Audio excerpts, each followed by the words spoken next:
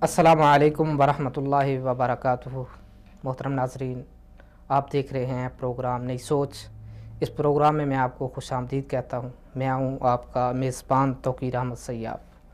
मोहतरम नाजरीन, आज हमारा मौजू है नौजवानों का इंतहा पसंदी की तरफ बढ़ता हुआ रुझान, इसके असबाब और तदारुक। मोहतरम नाजरीन, वो मुआशरा तरक्की की मनाजिल तय करता हुआ नज़र आता है जिसके नौजवान अपनी तमाम तर तवानाइयाँ इस मुआशरे की फलाह बहबूद के लिए सर्फ करते हैं। इसके बरअक्स वो मुआशरा जिसके नौजवान उसके लिए कोई मुस्बत किरदार अदा नहीं करते, वो तनज़्ज़ुली का शिकार हो जाता है। इसी तरह जब तक नौजवान फ़िक्री तौर पर मजबूत नहीं होंगे, वो मुआशरे के लिए अहम किरदार अदा नहीं कर सकते और मुआशरे के लिए वो दर्द सर बन जाते हैं। आज हम देखते हैं कि वो नौजवान कि जिसने उम्मत मुसलमा की क़यादत व सियादत करना थी, वो इश्तियाल अंगेज़ी की तरफ मायल है। वो इंतहा पसंद तंजीमों का आलाए कार बना हुआ है जो उन्हें अपने सियासी और मखसूस मकासद के लिए इस्तेमाल करती हैं। आज के प्रोग्राम में हम ये जानने की कोशिश करेंगे कि इंतहा पसंदी क्या है। क्या सिर्फ़ मुस्लिम नौजवान ही इंतहा पसंद हैं? क्या मजहबी जमातें ही इश्तियाल अंगेज़ी की तरफ उभार रही हैं? इन तमाम अनासर पर गुफ्तगू करने के लिए स्टूडियो में मौजूद हैं हमारे मेहमान अबैदुर्रहमान शफीक साहब, नौजवान तजिया-नगार हैं। मैं इनका तहे दिल से शुक्रगुज़ार हूँ कि उन्होंने अपने कीमती लम्हात में से हमें टाइम दिया। बहुत शुक्रिया। और इसी तरह हमारे साथ स्टूडियो लाइव कॉल्स पे होंगे जनाब ताहिर इस्लाम अस्करी साहब जो कि मजहबी स्कॉलर हैं, और इसी तरह मौलाना शाहिद नवाज़ साहब, ये भी मजहबी स्कॉलर हैं। और इसके साथ साथ हमारे साथ लाइव कॉल पर मौजूद होंगे जनाब प्रोफेसर आसिम हफीज़ साहब, ये तजिया नगार हैं, कालम नगार हैं। तो हम अपने मौजू को आगे बढ़ाते हैं और मैं जनाब अबैदुर्रहमान शफीक साहब से सबसे पहला सवाल ये करना चाहता हूँ कि मज़हब इस्लाम की रूह से इंतहा पसंदी क्या है, और इसी तरह जो यूरोप है वो इसको किस अंदाज से पेश कर रहा है, वो किसको इंतहा पसंदी कहता है, और इसी तरह हमारे जो लिबरल और सेकुलर किस्म के रहनुमा हैं वो इसको किस अंदाज से पेश करते हैं। इस बारे में आपका क्या नुक्ता नज़र है? बिस्मिल्लाहिर्रहमानिर्रहीम। सबसे पहले तो मैं आपका बहुत ममनून हूँ कि आपने इस कदर अहम मौजू के हवाले से गुफ्तगू करने के लिए मेरा इंतखाब किया। देखिए तौक़ीर साहब, मसला कुछ इस तरह से है कि इस वक्त पूरी दुनिया के ऊपर अगर आप एक तायराना नज़र डालें तो मग़रिब उसने अपनी इजारादारी इस कदर कायम कर ली है कि जिस चीज़ को वो ठीक कहता है हमारे लोग उसको ठीक समझते हैं, जिस चीज़ को वो गलत कहता है हम आंखें बंद किए बग़ैर बस ये बात मग़रिब ने कह दी गलत है तो गलत है, बल्कि हकीकत इसके बहुत बरअक्स है। इंतहा पसंदी की जैसे आज का हमारा मौजू है और आप इस हवाले से बात की है, तो इंतहा पसंदी अव्वलन तो सबसे पहले इसको समझने की ज़रूरत है कि इंतहा पसंदी है क्या। हमारे मुआशरे में जिस तरह ही इंतहा पसंदी का शिद्दत पसंदी का लफ्ज़ कोई भी जो है कारी सुनता है तो उसके ज़हन में जो सबसे पहला ख्याल वो यही आता है, जो एक तसव्वुर उसके ज़हन में आता है, क्योंकि हर इंसान की एक नफ्सियात होती है कि जब कोई लफ्ज़ बोला जाता है तो आप उसका एक मखसूस तसव्वुर अपने ज़हन में बैठा लेते हैं और उस लिहाज से आप उस लफ्ज़ को जांचते हैं। अब इंतहा पसंदी का लफ्ज़ सुनते ही हमारे कारी, हमारे सुनने वाले के ज़हन में सबसे पहला जो तसव्वुर आता है वो एक बहुत बड़ी सी पगड़ी किसी इंसान ने सर पे पहनी हो और उसकी लंबी लंबी सी दाढ़ी हो और हाथ में क्लाशनकोफ पकड़ी हो, यानी कि इंतहा पसंदी और शिद्दत पसंदी को इस्लाम के साथ मौसूम कर दिया गया है। गोया कि इंतहा पसंदी, शिद्दत पसंदी इस्लाम का दूसरा नाम है। कुछ लोग हैं वो इस्लाम का नाम नहीं लेते, खैर वो मज़हब का नाम लेते हैं कि मज़हब जो है वो इंतहा पसंदी की तरफ लेके जाता है, मज़हब इंसान को इंतहा पसंद बनाता है, मज़हब इंतहा पसंदी का दाई है। और बाज़ लोग जो है वो मुसलमानों की तरफ अपनी तोपों को, उनका रुख उनकी तरफ करते हैं और कहते हैं कि मुसलमान इंतहा पसंद है। अगर हम हकीकत में देखें तो इंतहा पसंदी बिहाइसी ही जो उसकी असल हैयत है اس میں دیکھیں تو انتہا پسندی کو ہم دو حصوں میں تقسیم کر سکتے ہیں. ایک انتہا پسندی وہ ہے جو مذموم ہے، جس کی اسلام نے اس کی حمایت نہیں کی، اسلام نے اس کو کنڈیم کیا ہے. اور دوسری انتہا پسندی وہ ہے جو اسلام نے انسان سے مطلوب کی ہے. وہ کون سی ہے؟ والذین آمنوا اشد حبا للہ. اللہ تعالیٰ فرماتے ہیں کہ جو ایمان والے ہوتے ہیں، اللہ تعالیٰ کے اوپر پختہ اور کامل یقین رکھتے ہیں، اشد حبا للہ، وہ اللہ تعالیٰ کی محبت میں اس قدر بڑھ جاتے ہیں کہ ان کی محبت کی جو انتہا ہوتی ہے وہ اللہ تعالیٰ کی طرف ہوتی ہے. ان کی محبت کی آخری حد، سب سے زیادہ محبت وہ اللہ تعالیٰ سے کرتے ہیں. تو اب صحیح اور مثبت چیزوں کے اندر انسان کو انتہا پسند ہونا چاہیے. اگر آپ کے معاشرے کے اندر ہم غلط محرکات کا خاتمہ کریں تو غلط محرکات کے خاتمے کے لیے انسان کو شدت پسند ہونا چاہیے. اس کا کوئی بھی اس انسان جو ہے وہ اس چیز کو غلط ثابت نہیں کرے گا. اگر معاشرے میں جھوٹ بولا جا رہا ہے تو جھوٹ کے خاتمے کے لیے، کرپشن کے خاتمے کے لیے مجھے انتہا پسند ہونا پڑے گا. جب تک میں انتہا پسند نہیں ہوگا کرپشن کے خاتمے کے لیے، جھوٹ، فریب، دھوکہ دہی کے، تو یہ چیزیں معاشرے سے نہیں نکلیں گی. لیکن عرف عام کے اندر عبید صاحب اس کو کس حوالے سے استعمال کیا جاتا ہے؟ یعنی کہ آپ نے کرپشن کی بات کی ہے کہ کرپشن کے حوالے سے ہمیں انتہا پسند ہونا چاہیے. تو عرف عام کے اندر جو بات دیکھی جا رہی ہے وہ یہ ہے کہ جب ہم یہ بات کہیں گے تو گویا کہ یہ ہے کہ ہم کلاشنکوف اٹھا لیں اور جو ہے نا جو بھی کرپشن کرتا ہے اس کو جو ہے نا بالکل اس دنیا سے ہی ختم کر دیں.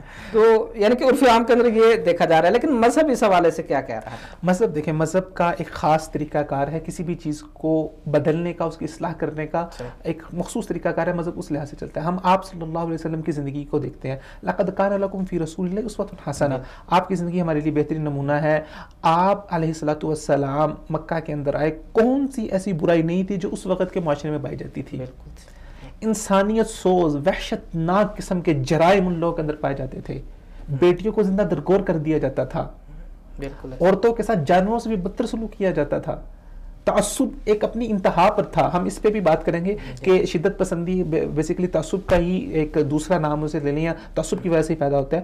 تو آپ صلی اللہ علیہ وسلم جب آئے، آپ نے کس طرح اپنا جو منصوبہ بندی کی لوگوں کو بدلنے کے لیے، کیا آپ نے کرپشن کے خاتمے کے لیے لوگوں کو تلوار پکڑ کے ان کے سر کے اوپر کھڑے ہو کے جو بندہ غلط کام کرے گا اس کو فوراً اس کی گردن اتار دی جائے گی؟ ایک طریقہ کار ہے، ایک میتھڈ ہے. حکمت اور دانائی کا. دعوت کے اندر، تبلیغ کے اندر جو سب سے بنیادی چیز جس کو ملحوظ رکھنا از حد ضروری ہے وہ مصلحت ہے، وہ حکمت ہے. ادعو الی سبیل ربک بالحکمت والموعظۃ الحسنہ. اللہ تعالیٰ کے بارے، رسول اللہ صلی اللہ علیہ وسلم کے بارے میں اللہ تعالیٰ فرماتے ہیں وَلَوْ كُنْتَ فَظًّا غَلِيظَ الْقَلْبِ لَانْفَضُّوا مِنْ حَوْلِكَ. اللہ کے رسول اگر اگر اللہ تعالیٰ فرماتے ہیں کہ اے نبی، اگر آپ سخت زبان استعمال کرنے والے ہوتے، تلخ زبان استعمال کرنے والے ہوتے، لَانْفَضُّوا مِنْ حَوْلِكَ، یہ صحابہ جو آپ کے پاس جمع ہے، جو آپ کے ایک اشارے پہ اپنی جان تک نچھاور کرنے کے لیے تیار ہے، آپ کو چھوڑ کے چلے جاتے.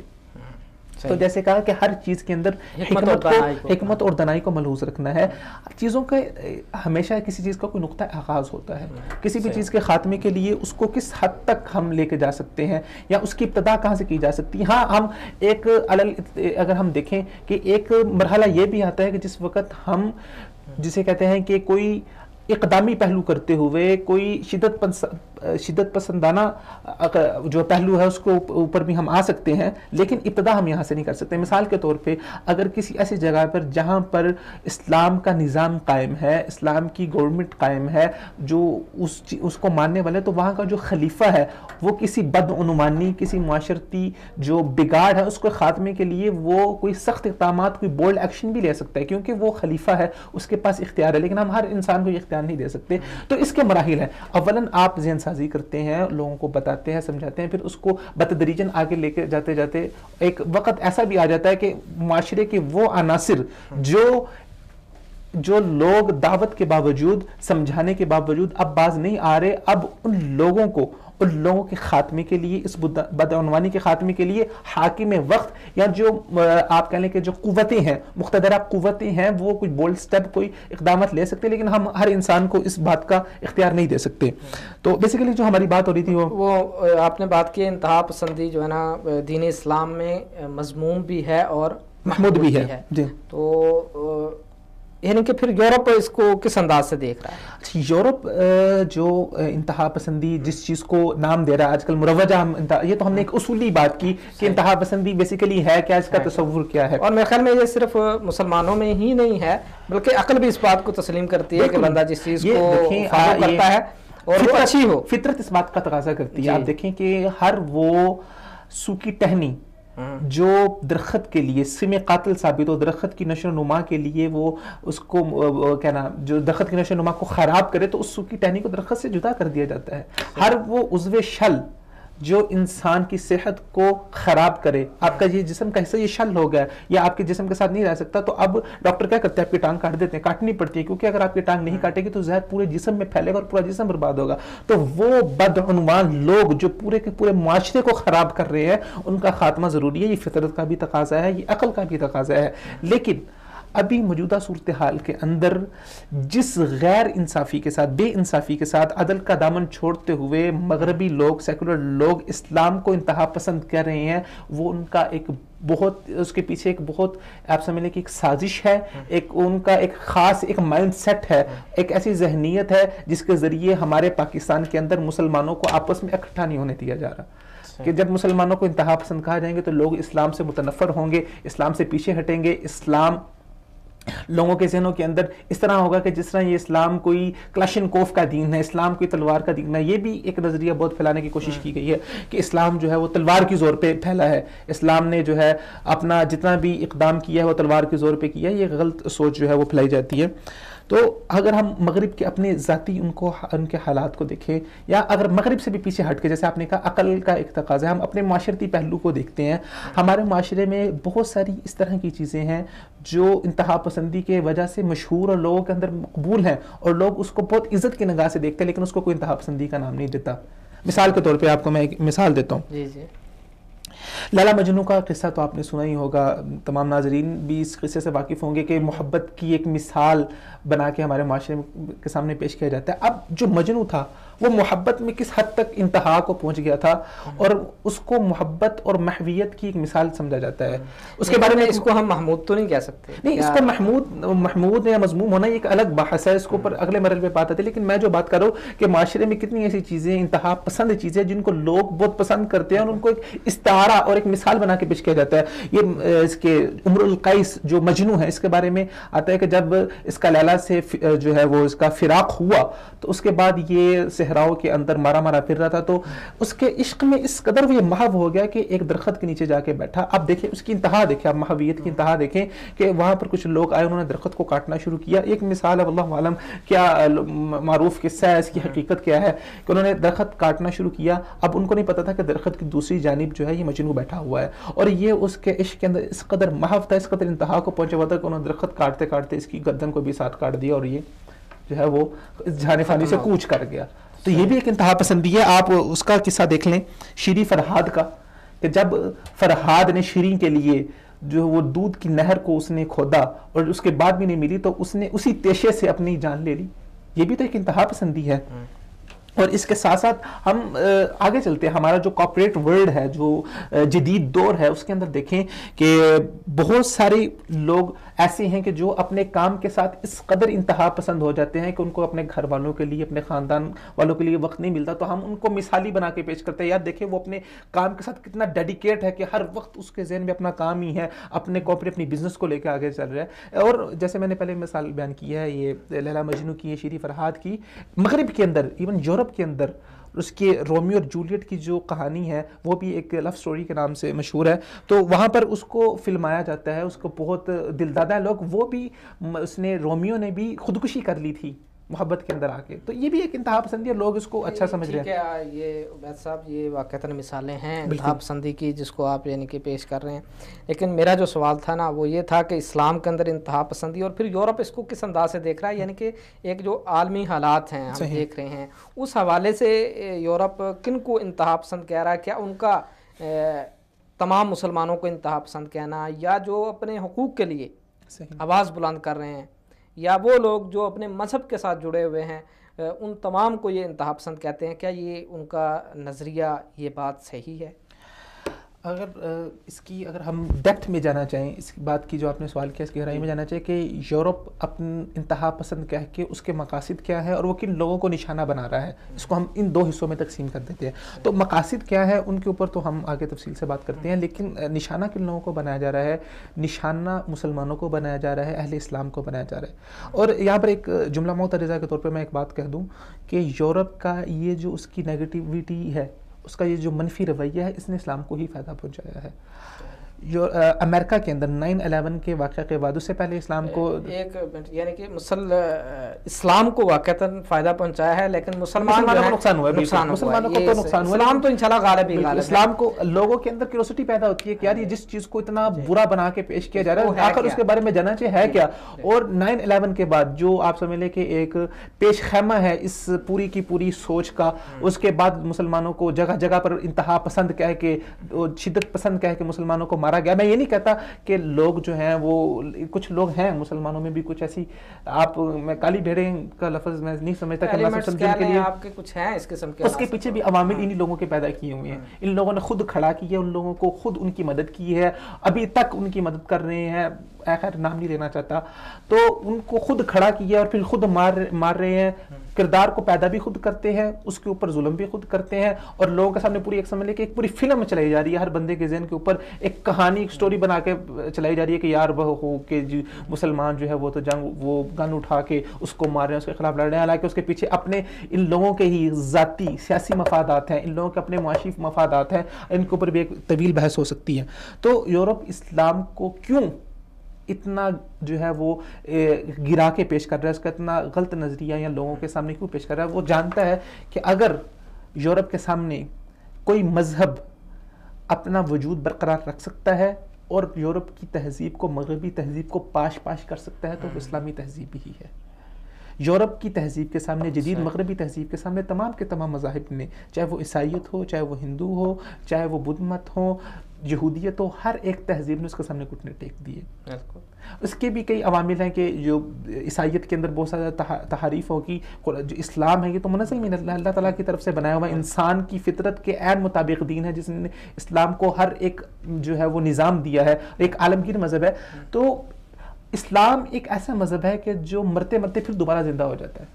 یورپ کی جب استعمار بڑھ رہا تھا تو اس وقت کے دور کے اندر لوگوں نے دیکھا کہ علامہ اقبال جیسے لوگ پیدا ہوئے، مولانا مودودی جیسے لوگ پیدا ہوئے، سید قطب جیسے لوگ پیدا ہوئے، حسن البنا جیسے لوگ پیدا ہوئے، جنہوں نے اسلام کی دوبارہ نشاط ثانیہ کی اور یورپ کے سامنے قوت بن کے کھڑے ہوئے. آج اسی اساس اور بنیاد کی گونجیں ہمیں عالمی منظرنامے کے اوپر ہمیں دکھائی دے رہی ہیں. آپ ترکی کا ریورس ہونا دیکھیں ذرا ترکی کی ہسٹری کو اٹھا کے دیکھیں. جب خلافت عثمانیہ کا یعنی کہ اختتام ہوا اور یہ اتا ترک کے ذریعے وہاں پر جمہوریت کو لایا گیا، جمہوریت کو فعال بنایا گیا، تو وہ جسے کہہ لیں کہ ہر لحاظ سے ان کا اعلیٰ کار تھا. یورپ بن گیا. مسلمان ممالک میں اگر یورپ کی تقلید کے اندر سب سے صف اول میں کوئی ملک تھا تو وہ ترکی تھا. لیکن انہوں نے آخری حد کو جا کے دیکھ لیا کہ یہاں پر ہمیں کبھی فلاح نہیں مل سکتی. ہماری کامیابی اگر ہے تو وہ ہماری اپنی اصل میں ہی ہے، وہ اسلام میں ہی ہے، کیونکہ انسان کا بنایا ہوا قانون، انسان کا بنایا ہوا نظام کبھی کامل اور مکمل نہیں ہو سکتا. اسلام وہ دین ہے جو اللہ تعالیٰ نے انسان کی فطرت کو ملحوظ رکھتے ہوئے انسان کے فطرت کے تقاضوں کے عین مطابق انسان کو دیا ہے، جو انسان کی فطری ضرورت کو، ہر ایک تقاضے کو پورا کرتا ہے، اور جس کی وجہ سے آج آپ دیکھ لیں کہ اسلام ابھی تک اپنا وجود برقرار رکھے ہے اور مغرب کے ساتھ ایک جنگ پہ جو ہے نا وہ برسر پیکار ہے. تو یہی سلسلہ ہے. اسی سلسلے کو آگے جاری رکھتے ہوئے مغرب نے مسلمانوں کو ایک انتہا پسند تنظیم اور ایک انتہا پسند لوگ قرار دیا ہے. ہم دیکھتے ہیں کہ اگر ہم مغرب کی اپنی مثال لے لیں، وہ کیا کہتے ہیں کہ جی یہ مسلمان، یہ تحریک طالبان پاکستان کے اندر جو کھڑی ہوئی، جس کی وجہ سے اس نے ان کے اوپر افغانستان کی جنگ لڑی، امریکہ نے لڑی، اور اس کے بعد عراق کے اندر جنگ لڑی گئی، تو وہ کیا کہتے ہیں کہ یہ مسلمان لوگ کلاشنکوف اٹھاتے ہیں، کلاشنکوف اٹھا کے دوسروں کے اوپر اپنا تسلط کرتے ہیں. ہر انسان کے اندر، ہر مذہب کے اندر انتہا پسندی پائی جاتی ہے. چاہے وہ آپ سیکولر لوگ دیکھ لیں، ان کے اندر بھی اپنے مذہب کے حوالے سے، ان لوگوں کے اندر اپنے نظریات کے حوالے سے انتہا پسندی پائی جاتی ہے. وہ کہتے ہیں کہ بس میں ہی ٹھیک ہوں، دوسرا غلط ہے. یہ سوچ ہی بیسیکلی انتہا پسند سوچ ہے کہ میں ٹھیک ہوں، دوسرا غلط ہے. جب تک آپ کے ذہن اسی سے آگے سارے تانتے بنتے ہیں. جب تک آپ اپنے ذہن میں اس بات کو تسلیم نہیں کریں کہ یار میں بھی غلط ہو سکتا ہوں، اس وقت جب آپ کے ذہن میں یہ بات آ جائے گی کہ میں بھی غلط ہو سکتا ہوں، اس وقت آپ انتہا پسندی کا کلا کام کرنا. لیکن جب آپ کے ذہن میں یہ بات آ گئی کہ میں ہی ٹھیک ہوں، دوسرا غلط ہے، سیکولر یہ کہے گا کہ میرا جو سیکولر نظام ہی ٹھیک ہے، میری آزادی والا جو نظام وہی ٹھیک ہے، اسلام جو ہے وہ مجھے پابند سلاسل کرتا ہے، اسلام میرے ہاتھوں کو باندھتا ہے، تو یہ چیز بھی ایک انتہا پسندی ہے. اب مثال کے طور پہ جیسے میں 2-4 مثالیں، بہت اہم مثالیں میں دینا چاہتا ہوں کہ انتہا پسندی میں سیکولرزم نے اور سیکولر ممالک نے جو دنیا کے سامنے ریکارڈ قائم کیے ہیں. 20ویں صدی میں 2 بڑی جنگیں لڑی گئی ہیں، اور 2 بڑی جنگوں میں جو ایک عراق کی جنگ ہے اور دوسری افغانستان کی جنگ میں 7 کروڑ سے زائد لوگ اس کے اندر لقمہ اجل بنے، ان کی قیمتی جانیں 7 کروڑ قیمتی جانیں ضائع کی گئی.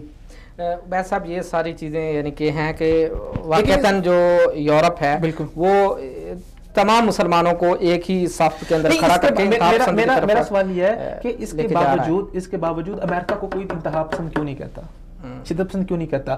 پچھلے 60 سال سے اسرائیل فلسطین مظلوم نہتے فلسطینیوں کے اوپر ظلم کر رہا ہے، ان کے اوپر اپنا نظام مسلط کر رہا ہے، اس کو کیوں نہیں کہتے انتہا پسند؟ اب دنیا نے دیکھا ہے کہ امریکہ نے، یورپ نے اپنا پورا معاشی تسلط، اپنا پورا نظام جو ہے وہ دنیا کے اوپر کس طرح سے وہ تھوپنے کی کوشش کر رہا ہے. دنیا نہیں ماننا چاہ رہی. وہ اب دیکھیں کہاں پر امریکہ، کہاں پر پاکستان، وہ اس خطے میں آ کے اپنے پنجے اس نے لگایا ہوا ہے، کبھی کسی ملک کے اندر مداخلت کر رہا ہے، کبھی کسی ملک میں مداخلت کر رہا ہے. کیا یہ انتہا پسندی نہیں ہے؟ صرف اسلام کو آپ انتہا پسند کہہ رہے ہیں. اسلام کے اندر ٹھیک ہے کچھ لوگوں کے جو ہے وہ نظریات غلط ہو سکتے ہیں، میں اس بات کے اوپر کوئی شک نہیں ہے کہ ہم کوئی ان کی حمایت نہیں کر رہے کہ وہ لوگ ٹھیک کر رہے ہیں یا وہ لوگ اب صحیح راہ پہ جا رہے ہیں. عبید صاحب یہ تو غیر مسلم ہیں، ان سے ہمیں اتنا گلہ نہیں ہے، لیکن میرا اسی سوال کا جو آخری تھا وہ یہ تھا کہ پاکستان کے اندر جو لبرل اور سیکولر قسم کے لیڈر ہیں وہ انتہا پسندی کو اس انداز سے دیکھ رہے ہیں جو جس انداز سے یورپ دیکھ رہا ہے. اصل میں مسئلہ یہ ہے کہ اس کی کیا وجوہات؟ پرو یورپین لوگ ہیں یہ، ٹھیک ہے، انہی سے یہ متاثر ہیں، انہی کو دیکھتے ہیں، انہی کی سوچ و فکر کو لیتے ہیں. تو جو میں نے جیسے پہلے پروگرام کے شروع میں کہا تھا کہ ہم مغرب کی اندھی تقلید میں اس قدر آگے جا چکے ہیں کہ جو مغرب نے کہہ دیا ٹھیک ہے بس میں نے آنکھیں بند کر کے کہہ دینا ٹھیک ہے، جو اس نے کہہ دیا غلط ہے. کل کو امریکہ کھڑا ہو کے کہے گا کہ جی ہم دہشت گرد ہے، تو یہ کہیں گے ٹھیک ہے جی ہم ہی انتہا پسند ہے. یہ اس قدر اس کی اندھی تقلید میں. آج کے دن کے حوالے سے اگر 25 دسمبر جو کرسمس کا دن منایا جاتا ہے، آپ دیکھ لیں کہ میں نے دیکھا ہے کہ بعض جگہوں پر مٹھائی کی دکانیں جو ہیں وہاں پہ یعنی کہ قیمتیں کم کر دی گئی ہیں. بالکل. جبکہ جب مسلمانوں کی عید کا دن آتا ہے، رمضان جیسے ہی شروع ہوتا ہے تو قیمتیں بڑھنا شروع ہو جاتی ہیں. یعنی اور اسی طرح ہمارے بہت سارے مذہبی جو دوسرے جو رہنما ہیں باقاعدہ طور پر وہاں ان کے کرسمس ڈے پہ جا کے ان کے کیک کاٹتے ہیں. تو یہ بھی یعنی کہ قدم ہے ان کا یورپ کو تسلیم کرنے کا. اور عیسائیت کے ساتھ بہت اہم بات کی ہے کہ آج جیسے کہ کرسمس ہے، کرسمس کے موقع کے اوپر کیک اینڈ بیکس کی بیکری ہے لاہور میں اور ڈفرینٹ بیکریز ہے، انہوں نے جو ہے نا وہ 50% تک سیل لگائی ہوئی ہے.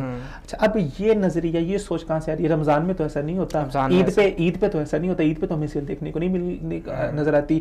رمضان میں کہتا ہے ہر چیزوں کے نرخ اونچے ہو جاتے ہیں، چیزیں مہنگی ہو جاتی ہیں، بجائے سستی ہوں مہنگی ہو جاتی ہیں. یہ سارا نظریہ، یہ سوچ بھی ساری مغرب سے، کیونکہ وہاں پر وہ لوگ جب کرسمس کا موقع آتا ہے تو وہاں پر سیلیں لگتی ہیں، چیزوں کی قیمتیں کرائی جاتی ہیں. تو ان کی تقلید میں انہوں نے بھی چیزوں کو سستا کر دیا تاکہ ہم جو ہے نا وہ یہ کئی دنیا کا یہ نہ سمجھے کہ ہم یورپ سے ایک قدم پیچھے ہیں. ہم اپنی چیزوں کو چھوڑتے ہیں. ہمارا اپنا جو تہوار ہے، اسلامی تہوار ہے، عید کا تہوار ہے، رمضان ہے، رمضان جیسا بابرکت مہینہ ہے، اس میں تو ویسے ہی روزے دار کا روزہ کھلوانے کے اوپر رسول اللہ صلی اللہ علیہ وسلم نے اس قدر بڑا اجر جو ہے اللہ تعالیٰ عنایت فرماتے ہیں. تو آپ اپنا اگر جو آپ منافع پورا سال کماتے ہیں اگر اس کی ریشو ایک رمضان کے مہینے میں تھوڑا کم کر کے کسی غریب کے منہ میں بھی کوئی اچھی چیز چلی جائے گی تو آپ کے حصے میں ثواب ہی آ جائے گا نا یار.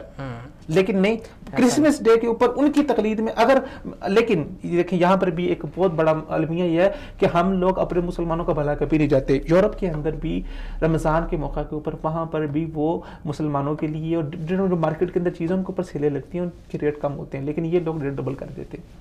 یعنی کہ یورپ کے اندر جب رمضان کا بالکل رمضان کا تو کم کر دیتے، بالکل وہاں پہ جو مارکیٹ ہیں، جو سٹورز ہیں، وہاں پر چیزوں کے نرخ کم ہو جاتے ہیں، چیزوں کے ریٹ کو سستا کر دیا جاتا ہے. لیکن ہمارا پاکستان ہے وہ لوگوں کی مجبوری سے فائدہ اٹھاتا ہے کہ یار ٹھیک ہے کہ یہاں پر یہ لوگ جو ہے نا اب یہ مجبور ہیں، انہوں نے خریدنا ہی خریدنا، روزہ کھولنا ہی کھولنا ہے، تو مجبوری سے فائدہ اٹھا کے جس قدر آپ زیادہ ان سے پیسے بٹور سکتے ہیں بٹوریں. بہت غلط رویہ ہے. عبید صاحب یہ بات کہی جاتی ہے کہ ہمارا نوجوان انتہا پسندی کی طرف مائل ہے، تو کیا واقعتاً ایسا ہے؟ یعنی کہ اس بات میں کتنی حقیقت ہے؟ آپ اس کو کس انداز سے دیکھ رہے ہیں؟ پھر صاحب دیکھیں، ہمارا نوجوان، اگر ہم فیکٹ اینڈ فیگر کی بات کریں، ہم اپنے پاکستان کے حالات کو دیکھیں تو اس بات کے اندر کوئی ہی دو رائے نہیں ہے کہ ہمارے نوجوان کے اندر آج کل انتہا پسندی پائی جا رہی ہے، شدت پسندی پائی جا رہی ہے. اس کے بہت سارے عوامل ہیں. اگر یعنی کہ جو میں انتہا پسندی کی یعنی کہ وہ بات کر رہا ہوں جو معروف ہے، جس طرح جس کو امریکہ کہہ رہا ہے، جس کو یورپ کہہ رہا ہے کہ تمام مسلمان انتہا پسند ہیں، وہ یعنی کہ بم دھماکے کرتے ہیں، خودکش حملے کرتے ہیں، یہ ساری چیزیں جو ہے کہتے ہیں. اس کی طرف میں آپ، یہ ہے اصل میں میرا سوال. بالکل، یہ واقعتاً ہمارا نوجوان اس طرف مائل ہے؟ ہمارے نوجوانوں میں کچھ نوجوان ایسے ہیں کہ جو اس طرف مائل ہیں اور بہت تیزی سے اس چیز کو قبول کر رہے ہیں. ہمیں اس چیز کو سمجھنے کے لیے اس چیز کی گہرائی میں جانا پڑے گا، ہمیں تاریخ کو دیکھنا پڑے گا کہ اس چیز کی ابتدا کہاں سے ہوئی. آخر ہمارے نوجوان کے اندر یہ شدت پسندی، یہ انتہا پسندی، جو دوسرے مسلمانوں کو مارنا، دوسروں کی جان لینا، ان کے خلاف کھڑے ہونا، یہ کس طرح سے آیا؟ 1979 کے اندر جو سوویت یونین کی حمایت سے افغانستان کے اندر جو سرخ انقلاب اور جو ایک بہت بڑی تبدیلی رونما ہوئی، ایک تو افغانستان کے اندر انقلاب آیا، ٹھیک ہے، وہاں پر جو ہے انہوں نے، روس نے حملہ کیا، سوویت یونین بنی، اس کے تحت وہاں پر انہوں نے اپنا قبضہ جاری رکھنا چاہا. اس کے بعد دوسری جانب جو اسی دور کے اندر جو دوسرا انقلاب کا جو تیاری ہو رہی تھی وہ ایران کے اندر ہو رہی تھی. ایران کے اندر بھی جو ہے نا وہ بہت تیزی سے ایک انقلاب کا نقشہ کھینچا جا رہا تھا. اب پاکستان کے دونوں ہمسایہ ممالک کے اندر آپ سمجھ لیں کہ افغانستان میں بھی اور ایران میں بھی ایک بہت غمگین قسم کی صورتحال، بڑی پلاننگ ہو رہی تھی، وہ غمگین قسم کی صورتحال تھی. مسئلہ امریکہ کا ایشو کیا تھا؟ امریکہ کبھی بھی یہ نہیں چاہتا تھا کہ روس جو ہے وہ دنیا کے اندر ہمیشہ عالمی قوت رہے. امریکہ سے پہلے رشیا عالمی قوت تھا. اب اس کی کوشش تھی کہ کسی نہ کسی طریقے سے روس کو افغانستان کے اندر بدترین شکست دی جائے اور اس کے ذریعے سے اس کی قوت ٹوٹے، اس کی ریاست ٹوٹے، اور اگلا نمبر جو میرا ہے، میں اپنے دنیا کے سامنے ایک دنیا کے اوپر حکومت کروں، ایک نئی سپر پاور بن کے، ایک طاقت بن کے ابھروں. اب پاکستان اس جنگ میں پڑنا نہیں چاہتا تھا، لیکن میں نے جیسے پہلے ذکر کیا کہ پاکستان کے دونوں جانب، ایران اور افغانستان کے جانب حالات بہت غمگین تھے. اس کے بعد پاکستان کا ایک بہت بڑا، جسے آپ کہہ لیں کہ ایک بہت بڑا المیہ، یا ایک کہہ لیں کہ ایک بہت بڑا حادثہ اسے کہہ لیں، جو سقوط ڈھاکہ کی صورت میں پیش آیا. تو یہ مسائل پاکستان کو اندرونی مسائل بھی تھے اور بیرونی مسائل بھی تھے. اور یہ دونوں انقلابات جو میں نے جن کا ذکر کیا، امریکہ جیسے طاقتور ملک کے سیاسی اور جو اس کے سفارتی مفادات تھے اس کے خلاف تھے. امریکہ کبھی یہ نہیں چاہتا تھا کہ افغانستان جو ایشیا کا دل ہے، قلب آسیہ جس کو کہا جاتا ہے، وہاں پر رشیا کی حکومت برقرار ہے. کیونکہ جو انسان، جس گورنمنٹ نے، جس ملک نے افغانستان کو اپنے قبضے میں کر لیا، آپ سمجھ لیں کہ پورے ایشیا کے اوپر اس کی حکومت ہے. افغانستان اسٹریٹجی کے اعتبار سے، اپنے محل وقوع کے، جو اپنے جغرافی کے لحاظ سے اس قدر اہم ہے. اس کو ایشیا کا دل کہا جاتا ہے. علامہ اقبال نے بھی اس کو ایشیا کا دل کہا ہے. صحیح. اب پاکستان امریکہ کے ساتھ عرصہ دراز سے ان کے اچھے تعلقات ہیں. اب اس وجہ سے پاکستان کو امریکہ کا ساتھ دینا پڑا. اب امریکہ نے پاکستان کا استعمال کرتے ہوئے ایک قوت کھڑی کرنا چاہیے کہ کس طرح پاکستانی آرمی جا کے تو افغانستان میں نہیں لڑ سکتی رشیا کے ساتھ. اب رشیا کو توڑنے کے لیے وہاں کے جو لوگ تھے، وہاں کے نوجوان تھے، معذرت، افغانستان کے جو لوگ تھے، ان کے مذہبی جذبات کو ابھارا گیا، ان کے مذہبی جذبات کو استعمال کیا گیا. کیا کہ جی رشیا ایک کافر ملک ہے، وہ کفر کا نظام لانا چاہ رہا ہے. آپ لوگ مسلمان ہیں، آپ اسلام کے دعوے دار ہیں، آپ اسلام کے دائی ہیں. اسلام ہمیں جو ہے وہ جہاد کا حکم دیتا ہے. اسلام ہمیں کسی ظالم کے سامنے جھکنے کا حکم نہیں دیتا. ایک مسلمان کی گردن کٹ تو سکتی ہے لیکن جھک نہیں سکتی. اس طرح کے دل فریب نعرے ان کو دیے گئے اور ان کے ہاتھ میں کلاشنکوف تھمائی گئی کہ آپ روس کے ساتھ لڑیں. پیچھے مقصد کس کا تھا؟ دیکھ لیں مقصد عبید صاحب، اصل میں آپ سے تھوڑا سا اس حوالے سے اختلاف کرنا چاہتا ہوں. وہ اس طرح ہے کہ دیکھیں کہ روس اور امریکہ کی چاہے جیسی بھی یعنی کہ وہ جنگ تھی، وہ کیا چاہ رہے تھے وہ الگ تھا، لیکن افغانستان تو ایک اسلامی ملک تھا. بالکل. اس کے اوپر حملہ کرنے والا روس تھا. روس کون تھا؟ غیر مسلم تھا. بالکل. تو پاکستان ہمسایہ ملک تھا، تو پاکستان کا یہ حق بنتا تھا، صحیح، ہمارا یعنی کہ مذہبی طور پر، اخلاقی طور پر یہ حق بنتا تھا کہ ہم روس کے خلاف افغانستان کے اندر داخل ہوں اور اس کی مدد کریں. دیکھیں، ایک تو اخلاقی طور پر مذہبی، اور دوسرا جو ہے پاکستان کے لیے یہ بہتر تھا. اس کی یہ صورت نہیں ہے. اس کی جو جس صورت کے تحت جو ہے وہ طالبان کو داخل کیا گیا افغانستان کے اندر، وہ صورت بہت خوفناک اور ہولناک ہے. اگر آپ کہتے ہیں کہ پاکستان کو ساتھ دینا چاہیے تو پاکستان دیکھیں جب سے جغرافیائی تقسیم ہوئی ہے تو اسلام نے ہمیں جغرافیائی تقسیم کے اندر نہیں بانٹا. جغرافیائی تقسیموں نے مسلمان امہ کو ایک دوسرے سے توڑ کے رکھ دیا ہے. اب کوئی بھی ملک ہے وہ کسی دوسرے ملک، چاہے دوسرا مسلمان ملک ہے، موجودہ حالات دیکھ لیں آپ، حلب کے حالات ہیں یا شام کے حالات ہیں، کوئی بھی مسلمان ملک پہلے اپنا مفاد دیکھتا ہے کہ میری پالیسی کیا ہے، میرے مفاد کیا ہے، اس کے بعد وہ دیکھتا ہے کہ یار وہ مسلمان ہے. حالانکہ اسلام نے جو ہمیں اصول دیا ہے وہ سب سے پہلے اسلام کا دیا ہے کہ آپ کا جو سب سے پہلا آپ کا رشتہ ہے وہ اسلام کا ہے، اس کی خاطر آپ کو اپنا جو کچھ بھی قربان کرنا ہے، آپ نے دوسرے مسلمان کا تحفظ کرنا ہے. اس کی صورت یہ تھی جیسے آپ کہہ رہے ہیں کہ وہ پاکستانی گورنمنٹ کوئی فیصلہ کرتی اور روس کے خلاف کھڑی ہوتی، روس کو سفارتی دباؤ دیتی، کیونکہ پاکستان ایک ایٹمی قوت ہے. پاکستان کوئی افغانستان کی طرح کوئی چھوٹا موٹا ملک نہیں ہے. پاکستان کا دفاعی لحاظ سے ایک عالمی لیول کے اوپر ایک مقام ہے. تو پاکستان، آپ یعنی کہ یہ کہنا چاہ رہے ہیں کہ پاکستان رشیا کے اندر بطور جنگ اس کے ساتھ کود جاتا، تو یہ صورت ہو سکتی تھی. لیکن یہ صورت نہیں پیدا کی گئی. اگر ہم اس صورت کی یہ جو صورت موجودہ صورت ہے جس کے ذریعے سے طالبان کو داخل کیا گیا، ان کو ایک دل فریب نعرہ دیا، دل فریب نعرہ جیسے میں نے پہلے ذکر کیا، ایک جہاد کا دل فریب نعرہ دیا. اور تحریک طالبان، اگر آپ اس کی تاریخ اٹھا کے دیکھیں تو اس کو جو طالبان کا نام دیا گیا ہے، یہ بیسیکلی یہ وہ طلباء تھے جو پشاور کے طلباء تھے.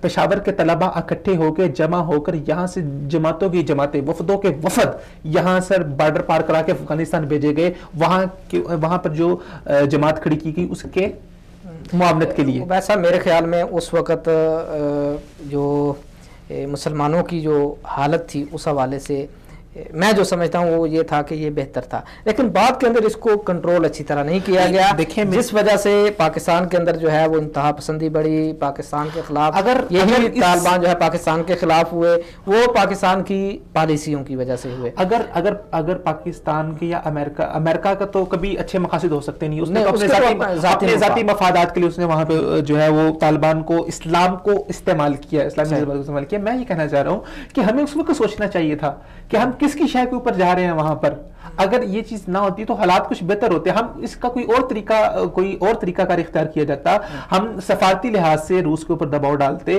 ہم دیگر ممالک کا اتحاد بناتے. پاکستان اگر کوئی کردار ادا کرنا چاہتا اس وقت تو دیگر ممالک کے ساتھ جو اس وقت جو قوتیں تھیں ان کے ساتھ مل کر ایک اتحاد بناتا ہے. اتحاد بنا کے رشیا کو دو ٹوک بات کی جاتی کہ بھائی جان یہ افغانستان ہے، یہ ہمارا اسلامی ملک ہے، ہمارا اسلامی بھائی ہے، اگر آپ نے یہاں سے انخلا نہیں کیا، یہاں سے نہیں گئے تو ہم آپ کے خلاف سخت اور بولڈ ایکشن لیں گے. یہ ہو سکتا تھا. لیکن ہم لوگ اسلام کا، ہمارے پاکستانیوں کا مسئلہ یہ ہے کہ ہمارے اندر تعلیم کی کمی ہے، ہم لوگوں کے اندر معلومات کی کمی ہے، ہم چیز کو بغیر سمجھے بغیر جانے فوراً اس میں کود پڑتے ہیں. ہمیں چیز کو سمجھنا چاہیے کہ یار ہمیں پیچھے سے جو امریکہ تعاون کر رہا ہے، امریکہ ہمیں اسلحہ دے رہا ہے، امریکہ ہمیں ہر لحاظ سے معاونت کر رہا ہے افغانستان کے اندر روس کے خلاف، تو کیا امریکہ، اللہ تعالیٰ نے قرآن میں کیا فرمایا کہ یہود و نصارہ تمہارے کبھی دوست نہیں ہو سکتے. جب بھی کوئی بھی کافر آپ کی مدد کر رہا ہے تو آپ سمجھ جائیں کہ پیچھے اس کا کوئی نہ کوئی مقصد ہے، کوئی نہ کوئی مفاد ہے. بغیر کسی اپنے ذاتی مقصد کے، اپنے ذاتی مفاد کے وہ کبھی آپ کا ہمدرد نہیں ہو سکتا. نہیں ویسا بالکل آپ کی بات ٹھیک ہے کہ کفار اگر ہماری مدد کرتا ہے تو اس کی اپنے ذاتی مفاد ہوتے ہیں، لیکن مسلمانوں کو اپنا ذاتی. میں ایک چھوٹی سی مثال دینا چاہتا ہوں کہ امریکہ اور یورپ اس کے اوپر بہت زیادہ جو ہے وہ کہہ لیں کہ آواز اٹھاتا ہے کہ پاکستان کے اندر پولیو نہیں ہونی چاہیے، پولیو کے خطرات پلانے چاہیے. آپ کیا سمجھتے ہیں کہ وہ انسانیت کے لیے کر رہی ہے؟ اس کی اپنی ذاتی مفاد کیا اس کا کہ امریکہ اور یورپ کے اندر اس وقت افرادی قلت ہے، امیگریشن کا عمل ہوتا ہے وہاں پر، یہاں سے لوگ جاتے ہیں وہاں پر. ظاہر بات ہے جب یہاں پہ اگر پولیو ہوگی، یہاں سے امپورٹ ہو کے ان کے ممالک میں جائے گی تو یہ مرض ان کے ملک میں بھی آئے گا. تو وہ کہہ رہے ہیں کہ پاکستان کو پاک کیا جائے تاکہ یہاں پہ پولیو نہ پیدا ہو، کہ ایسا نہ ہو کہ کل کو ہمارے ملک کے اندر آ جائے. اس کے علاوہ اور بھی ان کے مقاصد ہو سکتے ہیں جو کہ ہمیں نظر نہیں آتے. محترم ناظرین، عبید صاحب نے ایک اپنا تجزیہ پیش کیا ہے، تو ابھی وقت ہوا ہے بریک کا. لیکن بریک پہ جانے سے پہلے میں یہ بات کہنا چاہتا ہوں کہ آپ سکرین پر ایک نمبر دیکھ رہے ہیں، اس نمبر پر آپ ہمیں براہ راست کال بھی کر سکتے ہیں. انشاءاللہ ہم آپ کی کال کو نوٹ بھی کریں گے اور آپ کی کال کو پک کریں گے.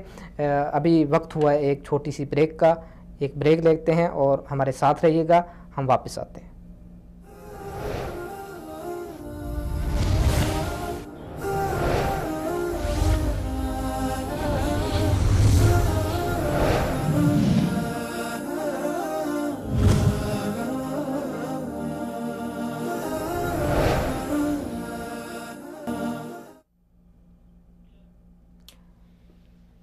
ناظرین اکرام، پروگرام میں ایک بار پھر خوش آمدید کہتے ہیں۔ بریک پہ جانے سے پہلے بات ہو رہی تھی کہ کیا ہمارا نوجوان انتہا پسندی کی طرف مائل ہے یا نہیں۔ عبید صاحب اس حوالے سے تجزیہ کر رہے تھے، تو اسی کو آگے بڑھاتے ہیں۔ جی جناب، ہم بریک پہ جانے سے پہلے جو ہماری بات چل رہی تھی وہ ہم جہاد افغانستان کے حوالے سے بات کر رہے تھے کہ جہاد افغانستان وہ پہلا قدم تھا جس کے ذریعے سے پاکستان میں جو انتہا پسندی جو ہے آپ سمجھ لیں، اس کو دہشت گردی کا آپ نام لے لیں، اس کے جو ہے وہ اس کی آپ سمجھ لیں کہ بعض گشت جو ہے وہ پاکستان میں سنی گئی ہے۔ پاکستان نے اپنی سفارتی غلطیوں کی وجہ سے، اپنی غلط سفارتی پالیسیوں کی وجہ سے پاکستان نے اپنے ملک کو خانہ جنگی کا شکار بنایا۔ پاکستان کی سرزمین غیر قومی قوتوں اور عالمی قوتوں کی پراکسی وار کی جگہ بن گئی۔ یہاں پر پاکستان کی سرزمین پر پراکسی وار لڑی گئی۔ اب وہ جو ایک میں بات کر چکا، وہ جو قوت کھڑی کی گئی، بات یہ کہ ایک بہت بڑا دردسر یہ تھا کہ اب آپ اس قوت کو کھڑا کر رہے ہیں۔ اب امریکہ جو ہے وہ اپنا تسلط چاہ رہا تھا افغانستان پہ، تو جو قوت آپ نے کھڑی کی ہے، ظاہری بات ہے جب تک اگر آپ ان کے اوپر آپ ان کو یہ نعرہ دے رہے ہیں، جہاد کا نعرہ دے رہے ہیں، کفر کے خلاف اسلام کی حمایت کا نعرہ ان کو دے رہے ہیں، تو جب رشیا جائے گا، جب امریکہ آئے گا، تو خیال ہے کہ وہ امریکہ کے خلاف اسی از خود سے یہ نعرے نہیں مڑ جائیں گے، ان کی بندوقوں کے رخ اور ان کی توپوں کے رخ از خود امریکہ کی طرف مڑ جائیں گے، اور امریکہ اپنا تسلط چاہتا تھا۔ پلان یہ تھا کہ یہاں پر یہ جو پوری کی پوری یہ جو قوت کھڑی کی گئی ہے، بعد میں اس کو ہم کسی اور جگہ پہ استعمال کریں گے، لیکن جیسے میں نے پہلے کہا کہ پاکستان نے اپنی سفارتی غلطیوں کی وجہ سے صحیح طرح سے قانون بندی نہیں کی، صحیح طرح سے اس کے معاملے کو انہوں نے اس معاملے کے خطرات سے واقف نہیں تھے، اس کو نہیں سمجھا۔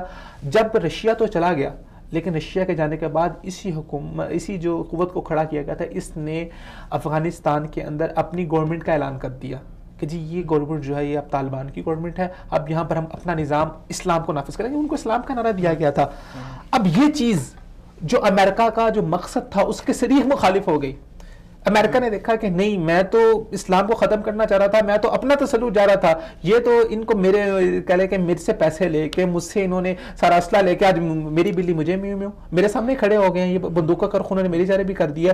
امریکہ کے پاس کوئی جواز نہیں تھا کہ وہ افغانستان کو پر حملہ کرے۔ پھر اس نے جو پورا 9/11 کا جو پورا ڈرامہ ہے، ورلڈ ٹریڈ سینٹر کا جو پورا ڈرامہ ہے، اس کو جواز بنا کے جی وہاں پر وہ اگر دیکھا جائے تو القاعدہ کو بنانے والا، تحریک طالبان کو کھڑا کرنے والا خود امریکہ تھا، اس کو جواز بنا کے اس نے پھر جو ہے نا اس کے اوپر حملہ کیا۔ اور وہ دیکھیے عبید صاحب، اصل میں جب روس یہاں پہ آیا تھا تو اس وقت ایک باقاعدہ طور پر شرعی جہاد تھا، اور علماء کے فتاوی جات اس بات کے اوپر موجود ہیں۔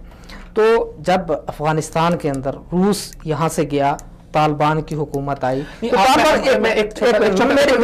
سا نقطہ ہے کہ آپ نے کہا کہ علماء کے فتاوی جات موجود ہیں کہ شرعی جہاد تھا۔ چلے خیر، یہ بحث ہے۔ میرا چھوٹا سا سوال ہے جو میں اٹھانا چاہتا ہوں کہ کیا امریکہ کے جہاد کی تعریف کیا ہے؟ الجہاد من جاہد لتکون کلمۃ اللہ العلیٰ، جو کلمہ اللہ تعالیٰ کے کلمے کو بلند کرنے کے لیے لڑا جائے وہ جہاد ہوتا ہے۔ افغانستان کا جو جہاد لڑا گیا وہ اس کے پیچھے کیا مقصد تھا؟ اس کے پیچھے جتنا جو ایک ہی مقصد تھا وہ امریکہ کا تھا، اور امریکہ کا مفاد تھا۔ میری بات سنیں عبید صاحب، جہاد کے مقاصد میں بہت سارے جہاد کے مقاصد ہیں، اس میں سے یہ بھی ہے کہ اگر کوئی کافر قوت آپ کے خلاف آ جاتی ہے، آپ کے ملک پہ، مسلمان ملک ہے افغانستان، مسلمان ملک تھا، روس غیر مسلم تھا، ابھی آپ دیکھیں کہ غیر مسلم ملک ایک اسلامی ملک کے اوپر حملہ کرتا ہے تو کیا وہ دفاعی جہاد نہیں کریں گے؟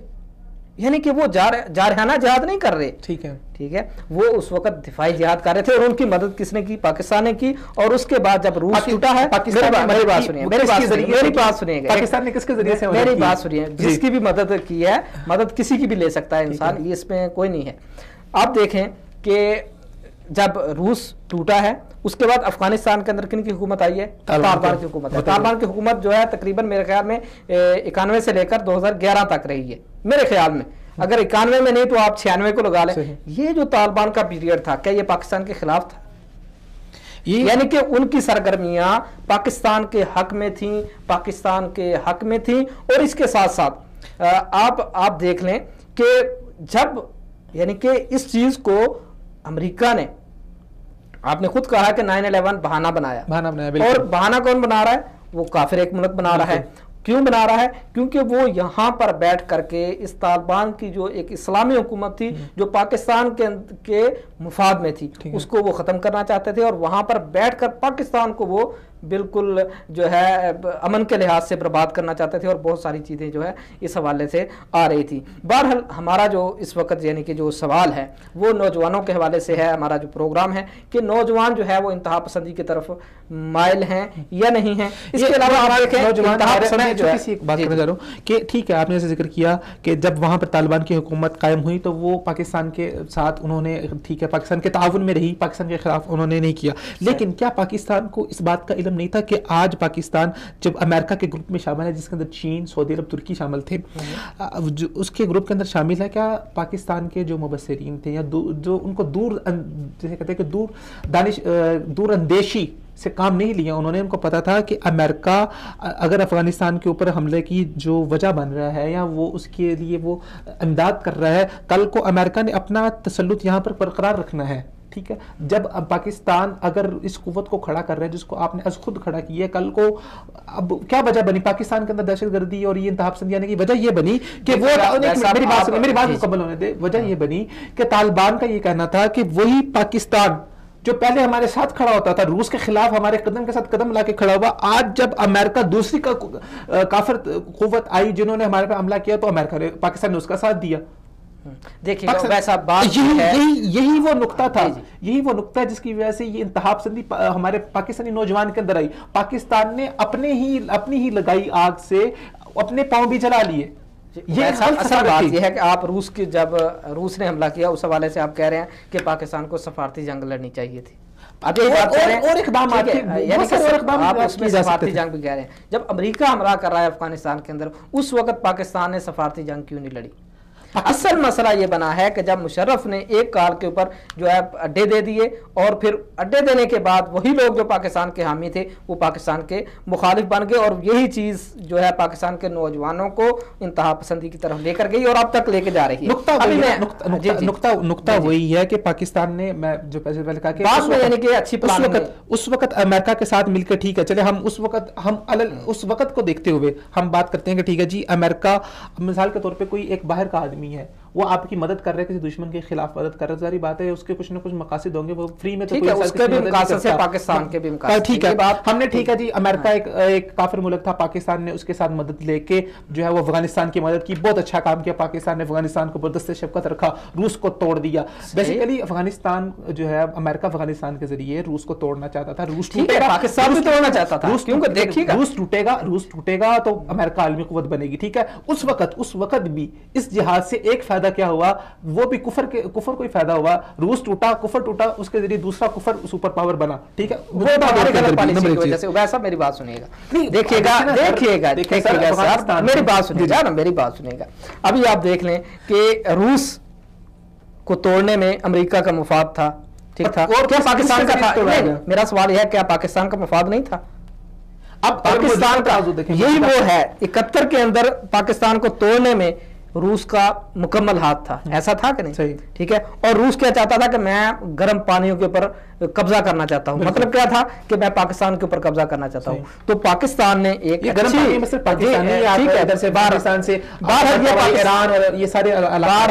تھا کہ پاکستان کے خلاف تھا، روس پاکستان کی حمایت میں نہیں تھا، پاکستان نے جو ہے ایک اچھی پلاننگ کے ذریعے سے جو ہے روس کو توڑا، بعد کے اندر اچھی پلاننگ کے ذریعے سے طالبان کی حکومت آئی جو کہ پاکستان کے لیے بالکل ہی بھائی چارے والی حکومت تھی۔ اس میں میری بات سنیں گا، طالبان کی حکومت میں پلاننگ نہیں تھی، وہ جو آپ نے ان کو نعرہ دیا تھا اب وہ خود کھڑے ہوئے، ہم جیسے خود کھڑے ہوئے یا جیسے بھی، لیکن پاکستان کی حمایت میں تھی، پاکستان کے حق میں تھی، پاکستان کے ساتھ بھائی چاروں والا ان کا سلوک تھا۔ جب یہ حکومت گئی ہے اس کے بعد جو ہے مشرف کی اور جو ہے یہ غلط پالیسیوں کی وجہ سے جو ہے یہ انتہا پسندی آگے بڑھی ہے۔ بہرحال ہمارا جو یہ پروگرام ہے وہ نوجوانوں کے حوالے سے اور ہم اس کو نوجوانوں کی طرف ہی لے کر جاتے ہیں۔ ہمارا یہ تھا کہ پاکستانی نوجوانوں کے اندر انتہا پسندی ہے، اور یہ میرے خیال میں مشرف کی غلط پالیسیوں کی وجہ سے انتہا پسندی پاکستان کے اندر परवान चढ़ी है। ये बशर अपने पीछे से आप अगर देखें तो ये जनरल ज़िया के दौर में जुल्फ़िकार अली भुट्टो के दौर से ही उसकी गलत पॉलिसियाँ थी और उसके जो गूंज है वो मौजूदा दौर में सरी, फिर गलतियों के ऊपर गलती हर एक करता रहा। मुशर्रफ ने भी उस गलतियों में से उस गलती को आगे दोहराया जाए कि उस गलती को इस्लाह की मैं जनरल ज़ियाउल हक जो है उसने बहुत अच्छा काम किया था, आपका अपना एक तजिया है, लेकिन मैं तो ये समझता हूँ कि जनरल ज़ियाउल हक एक जो है मुसलमानों का रहनुमा था, जिसने पूरे अरब को साथ लेकर के और अमेरिका की मदद के जरिए से पाकिस्तान का एटमी जो प्रोग्राम है उसको भी मुकम्मल किया और इसके साथ साथ रूस जो उस वक्त सुपर पावर थी उसको भी खत्म किया। ये जनरल ज़ियाउल हक की एक बहुत बड़ी प्लानिंग थी और बहुत बड़ा एक कारनामा है, जिसकी वजह से मैं उसको सलूट करता हूं। अभी मेरी बात सुनिएगा, अभी हम आते हैं, ये हमारा जो है वो चला गया अमेरिका की प्लानिंग थी, तो ये अमेरिका की, और साथ साथ जनरल ज़ियाउल हक का जो जनरल अब्दुर्रहमान अख्तर का था, और इसके साथ साथ मैं कहता हूं हमीद गुल उसका जो है ये एक पूरी प्लानिंग थी। अभी मैं आपके सामने सवाल ये रखना चाहता हूं कि पाकिस्तान के अंदर जो तालीमी इदारों के अंदर स्टूडेंट यूनियंस होती हैं वो भी तालीम जो तलबा हैं उनको इंतहा पसंदी, इश्तियाल अंगेजी की तरफ लेकर के जाती हैं, क्या ऐसा सही है? बिल्कुल, हमारी यूनियंस किसी भी इदारे के अंदर यूनियन होनी चाहिए।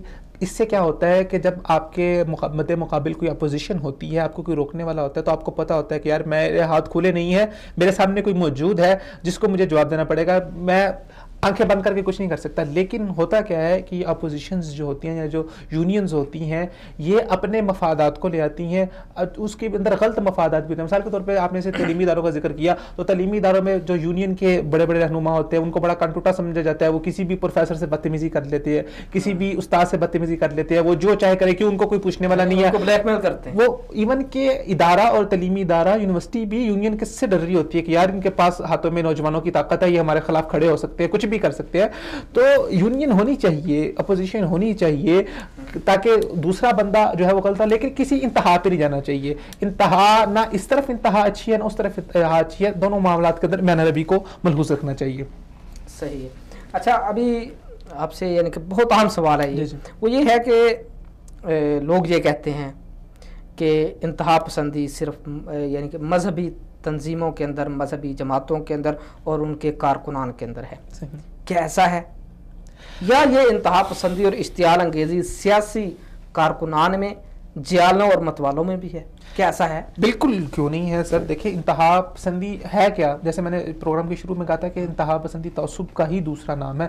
तअस्सुब के जरिए आप किसी भी कौम के आप उसको तअस्सुब दे ले, आप अगर मजहबी लोग, मजहबी तंजीमों और फ़िरका वाराना जो है इंतहा पसंदी भी पाई जाती है, सियासी जमातों में भी इंतहा पसंदी पाई जाती है, दीगर तंजीमों में भी इंतहा पसंदी पाई जाती है। मिसाल के तौर पर हमारे सियासी हवाले से देखें तो मुस्लिम लीग नून का जो कारकुन है या जियाला है, वो तहरीक इंसाफ के कारकुन और जियाले को ऐसा समझता है कि जैसे नाउज़ुबिल्लाह मिन ज़ालिक की मेरी इसके साथ जंग जो है ना वो कुफर और इस्लाम की जंग है।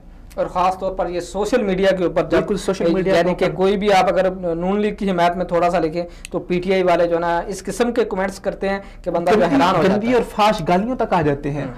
बेनी इस तरह देखें तो हमारी मजहबी जमातों में पाई जाती है, तो ये इसका ताल्लुक सियासी हवाले से मैं यानी कि देखना चाहता हूँ कि गुजरांवाला के अंदर मिसाल के तौर पर नून लीग वो एक जलसा करना चाहती है, तो तहरीक इंसाफ वाले जो है वो बल्ले लेकर के उठ जाते हैं, और जब अगर तहरीक इंसाफ वाले वो अगर लाहौर में करना चाहते हैं तो फिर नून लीग वाले खड़े हो जाते हैं। तो ये क्या है? इस इंतहा पसंदी का हम देख लें कि मजहब से कोई ताल्लुक नहीं है, इस इंतहा पसंदी का ताल्लुक है माइंड सेटिंग से। आपकी जहनी मनसूबा बंदी, जहन साजी किस तरह की गई है, हम इवन हमारे घरों के अंदर पाई जाती है। तहम्मुल भी इसमें, तहम्मुल बहुत सारे इसके हैं।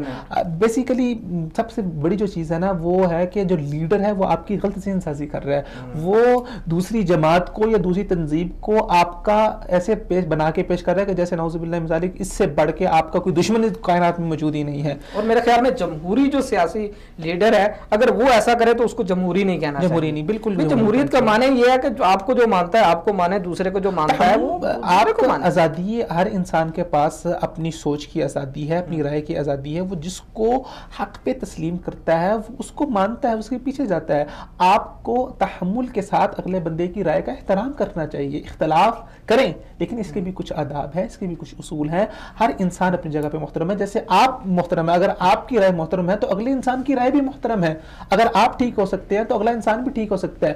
معصوم ذات صرف نبی کی ذات ہے, اس کے بعد کائنات کے اندر کوئی ذات معصوم نہیں ہے. میں کوئی تجزیہ پیش کر رہا ہوں, میں کوئی بات پیش کر رہا ہوں تو میری بات بھی غلط ہو سکتی ہے. 100% امکان اس میں موجود ہے, 100% غلط بھی ہو سکتی ہے. لازمی نہیں کہ میری بات 100% ٹھیک ہو. تو تحمل کے ساتھ اگلے بندے کی بات کو سنیں, مکالمے کی صورت پیدا کریں, آپ دلیل اور منطق کے ساتھ اگلے بندے کو جواب دے اور اس کو اپنا ہم نوا سمجھے. آپ یار اس کی اسلام ہمیں جو نظام دیتا ہے کہ اگر آپ کسی انسان کو یہ سمجھتے ہیں کہ وہ انسان گمراہی کے اوپر ہے تو آپ اس کے ہم نوا بن جائے. آپ اس کے کہ یار میں آپ کا بھائی ہوں, میں آپ کی اصلاح چاہتا ہوں, میں آپ کے ساتھ بھلائی کرنا چاہتا ہوں, آپ غلط راستے کے اوپر ہیں, یہ غلط راستہ کہیں آپ کو جہنم میں نہ پہنچا دے, یہ غلط راستہ کہ آپ کی زندگی کو تباہ نہ کر دے, یہ غلط راستہ آپ کی دنیا کو تباہ نہ کر دے, تو آپ اس غلط راستے کو چھوڑیں. یہ قوم کے لیے, یہ ملت کے لیے, یہ ملک کے لیے یہ خطرہ ہے. میں آپ کو بتاتا ہوں کس طرح. تو آپ اس طرح پیار اور محبت کے ساتھ جب اگلے بندے کو اپنی آغوش میں لیں گے, اس کے ساتھ آپ اس طرح کے روابط اور تعلق رکھیں گے تو وہ انسان آپ کی بات کو سمجھے گا. اور اگر منطقی ہوگی, آپ مکالمے کے اندر ہو سکتا ہے کہ آپ اس کی بات کا قائل ہو جائیں, عین ممکن ہے, یا عین ممکن یہ بھی ہے کہ وہ آپ کی بات کا قائل ہو جائے. جو بات آپ کو قرین قیاس لگے گی, آپ کو حق کے قریب لگے گی, آپ اس کے ساتھ چلیں گے. تو تھوڑا سا اوپن مائنڈڈ ہونا چاہیے. سیاست کو سیاست رہنے دے, جمہوریت کو جمہوریت رہنے دے, اس کو جنگ کا میدان نہ بنا رہے. ٹھیک ہے, آپ کو ان کی پالیسیوں کے اوپر ہے تو آپ پالیسیوں پہ بات کریں. آپ چاہے جائے کہ آپ ذاتیات کے اوپر اتر آئیں, فلاں انسان یہ ہے, فلاں وہ ہے, ذاتیات کو اوپر آ جائے. جس چیز کے اوپر آپ اس کے اوپر آئیں, احتجاج کریں. آپ کے پاس ایک حق ہے, آپ اپنی رائے دیں, اپنے معاملات کو واضح کریں, اپنا بیان واضح کریں. یہ جائے کہ آپ اپنے کارکنوں کے درمیان اس طرح, میں نے کئی بھائی ایسے دیکھے ہیں جو بھائی پہلے تو بہت آپس میں ان کا بہت اچھا تعلق تھا, لیکن صرف اور صرف نون لیگ اور پی ٹی آئی کی وجہ سے بھائیوں کے اندر ایسا اختلاف پڑا کہ دونوں ایک دوسرے کی شکل دیکھنا برداشت نہیں کرتے. اور یہ رواداری ہے ہماری پاکستانیوں کی, یہ سیاست ہے ہمارے پاکستانیوں کی, یہ سیاست ہے ایک مسلمان کی. بہت غلط رویہ ہے, بہت غلط رویہ ہے کہ صرف نظریات کی وجہ سے اور تھوڑی سی یعنی کہ نظریات اس کے ساتھ نہیں ملے تو اس کے ساتھ اس حد تک اختلاف میں چلے جاتے ہیں کہ اس کے ساتھ بولنا, خاص کر نوجوانوں کے اندر جو ہے نا یہ بہت زیادہ اس حوالے سے گرم جوشی پائی جاتی ہے. اب دیکھیں کہ جب Javed Hashmi P T I کے ساتھ منسلک تھے تو جب انہوں نے پی ٹی آئی کو چھوڑا تو یہی جو پہلے ان کے متوالے اور جیالے تھے, یہی لوگ ان کے گھر پہ پہنچ گئے ان کے اوپر حملہ کرنے کے لیے. وہی جماعت کا رکن, آپ کا جماعت کا ممبر, اگر آپ کی جماعت میں ہے تو بہت اچھا, آپ اس کے بلے بلے کر رہے, اس کے پیچھے آپ لبیک کر رہے ہیں. اگر اس نے کوئی نظریاتی اختلاف رکھا, اس نے اس بات کو صحیح سمجھا کہ یار آپ کی جماعت اب صحیح نہیں ہے, آپ کا اصول صحیح نہیں ہے, میں چھوڑ کے دوسری طرف جا رہا ہوں, تو اب آپ اس کو لوٹا کرنا شروع کر لیتے ہیں. یہ تو کوئی بات نہ ہوئی. ہر انسان, یہ کون سی جماعت, کون سا کوئی امت یا شریعت ہے کہ جس کو چھوڑا نہیں جا سکتا. ٹھیک ہے, آپ جاوید چودھری کی بات, جاوید ہاشمی صاحب کی بات کو لے لیں کہ جب انہوں نے تحریک انصاف کو چھوڑا 2014 کے دھرنے کے بعد, بلکہ دھرنے کے دوران ہی, اس کا ایک یعنی کہ بزرگ رہنما ہے, بڑے میچور قسم کے سیاستدان ہیں, ان کے ساتھ کس طرح کا یعنی کہ انہوں نے رویہ اختیار کیا تاکہ یہاں تک کہہ دیا کہ ہم اس کے گھر کے اوپر جو ہے نا حملہ کریں گے, دعویٰ بول دیں گے, یہ کر دیں گے, وہ کر دیں گے. یہ رویہ بالکل غلط ہے اور میرے خیال میں اس کے اندر جو ایم کیو ایم ہے وہ بھی اس کے اندر بہت حد تک آگے جا چکی ہے. اور پنجاب کے اندر اب جو نون لیگ اور تحریک انصاف کے کارکنان ایک دوسرے کے ساتھ کر رہے ہیں, یہ بھی ایک بہت ہی افسوسناک ان کا رویہ ہے. ابھی اس کے ساتھ ساتھ انتہا پسندی کی طرف مائل کرنے کے بہت سارے اسباب ہیں جو ہمارے نوجوان کو انتہا پسندی کی طرف لے کر کے جا رہے ہیں. ہم دیکھتے ہیں کہ ایک انتہائی شریف النفس نوجوان ہے, لیکن تھوڑے ہی سال کے بعد اس کا رویہ تبدیل ہو جاتا ہے, وہ اشتعال کے انگیزی کی طرف مائل ہو جاتا ہے, انتہا پسندی کی طرف چلا جاتا ہے. تو یہ کون کون سے اسباب ہیں تاکہ ہمارے نوجوانوں کو پتہ چلے اور نوجوان ان اسباب کے ذریعے سے وہ جان سکیں کہ یہ چیزیں ہیں جو ہمیں انتہا پسندی کی طرف لے کر کے جا رہی ہیں, وہ کون کون سے ہیں؟ دیکھیں, اگر ان عوامل کے اوپر ہم بات کرنا چاہیں تو عوامل بہت کثیر تعداد میں ہو سکتے ہیں. ہم کسی بھی, اگر ہم سیاسی حوالے سے بات کریں تو یار سیاسی جو لیڈران ہیں وہ لوگوں کی غلط ذہن سازی کر رہے ہیں. مذہبی حوالے سے بات کریں تو اور یہ سیاسی جو لیڈر ایسا کرتے ہیں میرے خیال میں وہ صرف اپنے ذاتی اور سیاسی مفادات کی وجہ سے کرتے ہیں, ذاتی سیاسی مفادات کی خاطر, اپنی سیٹ اور کرسی کی خاطر, اپنی وزارت کی خاطر, اپنی حکومت کی خاطر وہ اس حد تک گر جاتے ہیں کہ اگلے بندے کو پتہ نہیں کیا شیطان بنا کے پیش کر دیتے ہیں. اگر ہم مذہبی فرقہ واریت کی بات کریں تو اس میں بھی کچھ لوگ ماشاءاللہ اب تو بہت زیادہ انٹلیکچولیٹی آ گئی علماء کے اندر جو صحیح عالم ہیں جو دین کو اچھی طرح سے سمجھتے ہیں تو وہ تو اختلاف رائے کو سمجھتے ہیں, اختلاف رائے کے آداب کو بھی سمجھتے ہیں, ہر فرقے کے اندر ایسے لوگ موجود ہیں جو آپ سمجھ لیں کہ عالم تو ہوتے ہیں لیکن وہ جاہل قسم کے عالم ہوتے ہیں, چیزوں کو اچھی طرح سمجھتے نہیں ہے, بس کسی نے دو لوگوں نے ان کو اٹھا دیا تو بس بلے بلے ان کی ہوگی تو ان کے پیچھے لگ کے وہ اس کے پیچھے ہوگا, وہ اس کے پیچھے ہو گیا, تو یہ ان کے اندر وجہ وہ بھی ذہن سازی غلط ذہن سازی کرتے ہیں. اس طرح جیسے نعوذ باللہ من ذالک دو مذہبی فرقہ واریت کے اندر دو فرقے ایک آپس میں ایک دوسرے کو جو ہے نا کفر اسلام کی جگہ سمجھ رہے ہوتے ہیں, تو تھوڑا سا توسع ہونا چاہیے, وسعت ہونی چاہیے نظر کے اندر, فکر کے اندر وسعت ہونی چاہیے, حوصلہ ہونا چاہیے اگلے بندے کو, اگلے بندے کی بات کو سننے کا. مذہبی لحاظ سے جو اختلافات ہوتے ہیں اس کے اندر آپ اپنی بات کو پہنچائیں, آپ ان کو یہ بتائیں, نہیں چاہے اصولی ہوں یا فروعی اختلافات, آپ ان کو بتا دیں, کسی کو دیکھتے ہیں آپ کے یہ جی اس کا جو عمل ہے سنت کے مطابق نہیں ہے, ایسا ہے, آپ کا کام کیا ہے بتا دینا. بتانے نبی کو کیا کہا ہے, نبی کو یہ کہا ہے کہ آپ اپنی بات کو پہنچا دیں, آپ کے اوپر کیا ہے پہنچا دیں, تو ہمارے اوپر بھی کیا ہے کہ ہم اپنی بات کو پہنچا دیں, ان کو بتا دیں حکمت اور دانائی کے ساتھ. جب یہ چیز ہوگی تو میرے خیال میں مذہبی جو اشتعال انگیزی ہے, انتہا پسندی ہے, بہت حد ختم ہو جائے گی. مذہبی ہو چاہے سیاسی ہو, کوئی بھی ہو, چاہے گھریلو ہو, گھر کے اندر بھی ایک جو ہے نا وہ کردار کو کوئی بہت اچھا بنا کے پیش کر دیا جاتا ہے. ایک دوست ہے وہ میں بتا رہے تھے کل مجھے, کہہ رہے تھے کہ ہمارے گھریلو معاملات کے اندر کیا ہوتا ہے کہ جو ہے نا وہ خالہ کو بہت اچھا بنا کے پیش کیا جاتا ہے اور پھپھو کو جو ہے نا وہ ایک آپ سمجھ لیں کہ اس طرح کی ان کی صورت گری کی جاتی ہے کہ جیسے ان سے بڑھ کے جو ہے نا خالہ سے بڑھ کے محبت نہیں کر سکتا اور پھپھو سے بڑھ کے کوئی جو ہے نا وہ چلاک نہیں ہو سکتا, لیکن یہی پھپھو جب خالہ بنتی ہے تو پھر وہ محبت کی اعلی مثال بن جاتی ہے. تو وہ ذہن سازی اس طرح کی گئی ہے. اب سیاسی حوالے سے یا آپ فرقہ واریت کے حوالے سے دیکھیں تو لوگوں کے اندر جو بتانے والا ہے, سمجھانے والا ہے, اس کے کلام کے اندر بھی حکمت اور شستگی ہونی چاہیے, اور جو سننے والا ہے اس کے اندر بھی حوصلہ ہونا چاہیے کہ حوصلے کے ساتھ سننے کے لیے بندے کی بات کو سننے کے بعد اگر منطق اور دلیل کے اوپر پوری نہیں آتی, اگر آپ کو نہیں تسلیم آپ کو وہ بات, تو آپ اس کو رد کر دیں, لیکن بات کو سنیں, تحمل سے سنیں, چاہیے کہ آپ اس کے ساتھ لڑنا شروع کر دیں.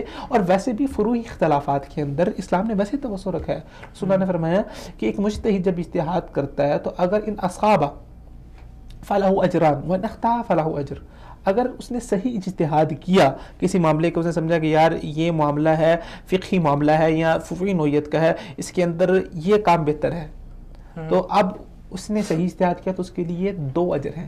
لیکن اگر وہ اس نے اجتہاد کیا اور غلط اجتہاد کر لیا, اللہ تعالیٰ نے اس کے لیے پھر بھی 1 اجر رکھا ہے, کیونکہ اس نے محنت کی, خلوص نیت کے ساتھ کی ہے. تو جب اتنی توسع, اتنی وسعت, اتنی وسیع نظری اسلام کے اندر پائی جاتی ہے, تو پھر مذہبی لوگوں کے اندر یہ رواداری نہ ہو تو یہ بہت مایوس کن ہے, اور سیاسی حوالے سے بھی اگر یہ رواداری نہ پائی جائے تو یہ بھی بہت مایوس کن ہے.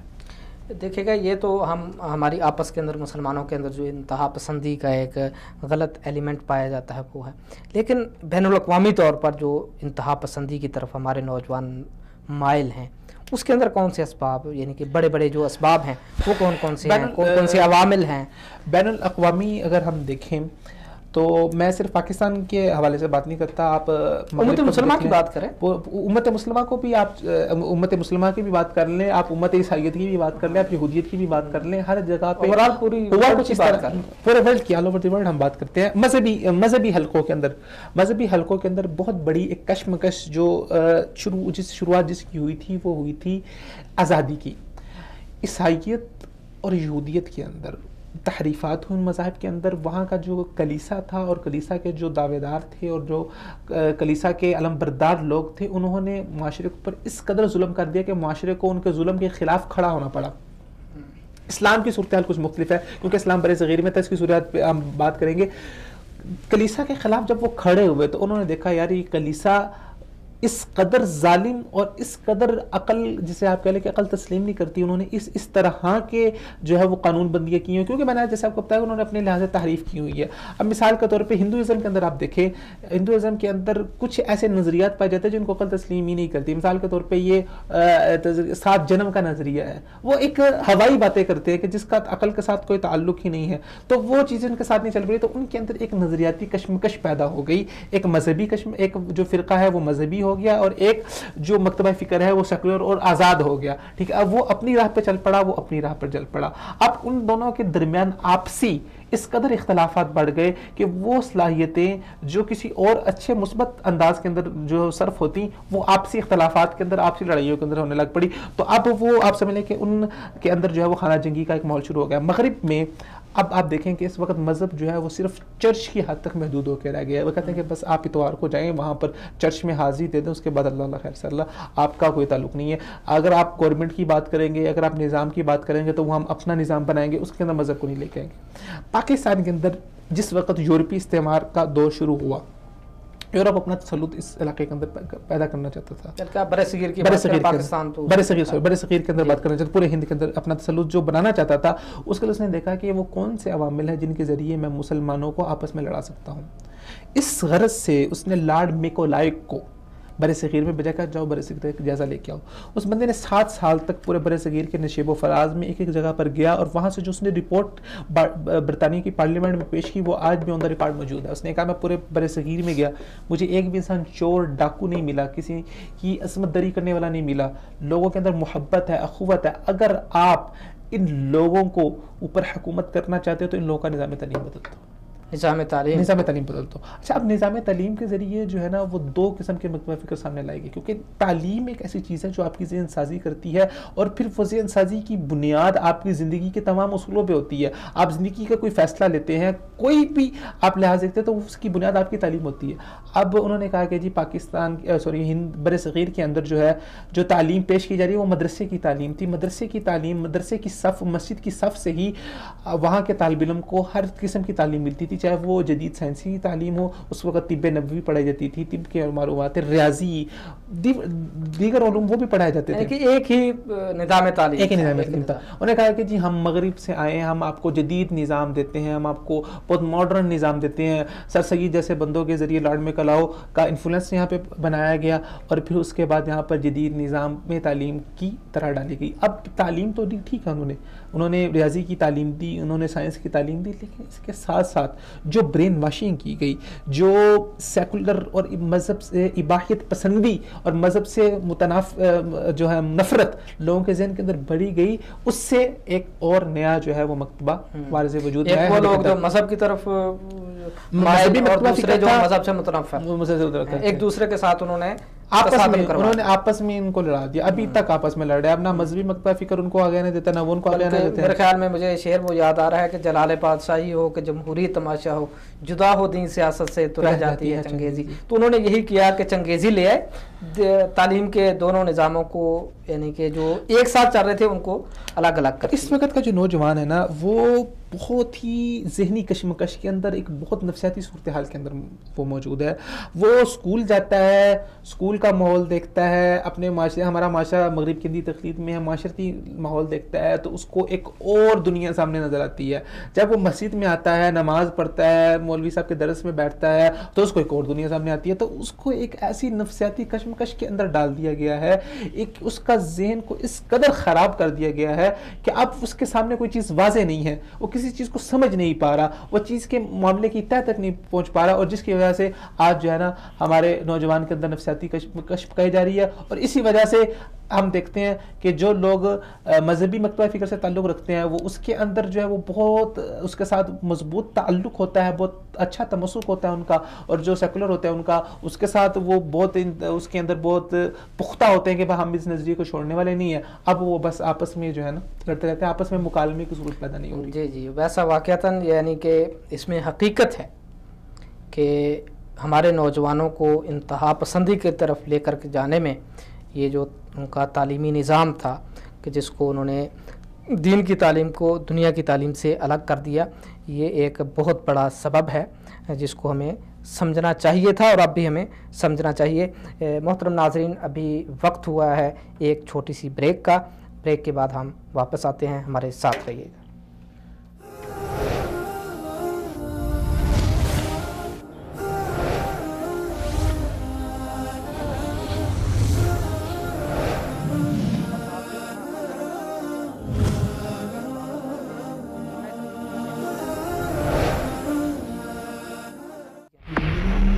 دین کی خدمت ہمارا عزم، ہمارا فرض۔ سچ سامنے لانا ہمارا مقصد، ہمارا جذبہ۔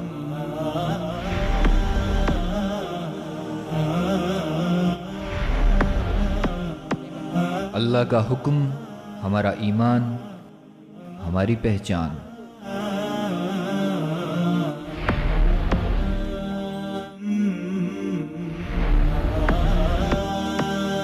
نبی کی سنت ہماری رہنمائی، ہماری سچائی۔ وصال اردو، سچ کا چہرہ۔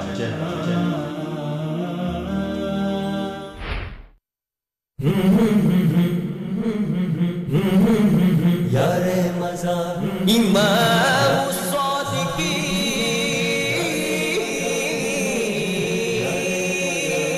خلیفۃ المسلمین، پیشوائے کاملین، مصطفیٰ کے جانشین، مرکز مہر و وسیع، ہم یہ دین خدا ہمارے جنو زمین، یار غار مصطفیٰ،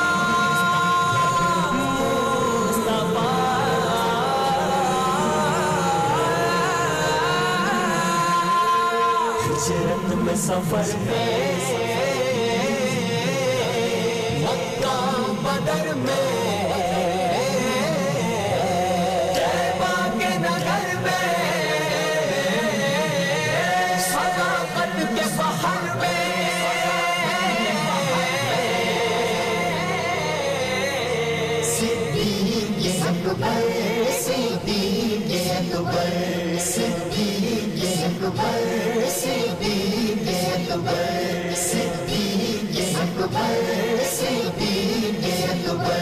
صدیق ہر گھڑی رہے ہیں مصطفیٰ کے ساتھ، مصطفیٰ کے ساتھ، مصطفیٰ کے ساتھ، صدیق ہر گھڑی رہے ہیں مصطفیٰ کے ساتھ، جو مصطفیٰ کے ساتھ ہے وہ ہے خدا کے ساتھ۔ صدیق اکبر، صدیق اکبر، صدیق اکبر، صدیق اکبر، صدیق اکبر، صدیق اکبر۔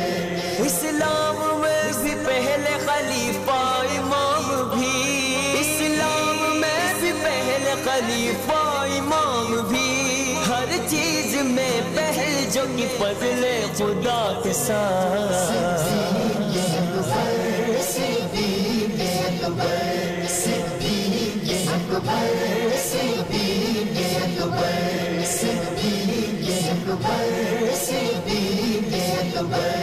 ہجرت میں غار سور میں، بدر و احد میں بھی، بدر و احد میں بھی، ہجرت میں غار سور میں، بدر و احد میں بھی، صدیق ہے مزار میں بھی مصطفیٰ کے ساتھ، مصطفیٰ کے جانشین، سامان گھر کا سارا اٹھا لائے یار غار، سامان گھر کا سارا